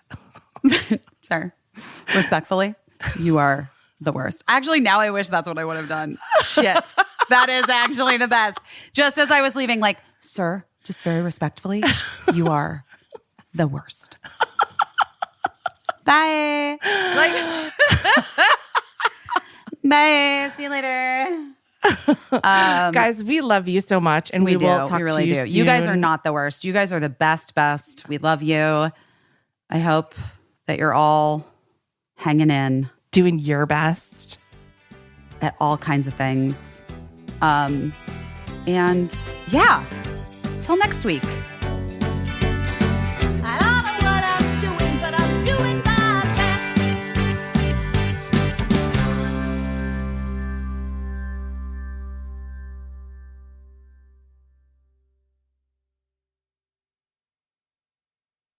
Oh no.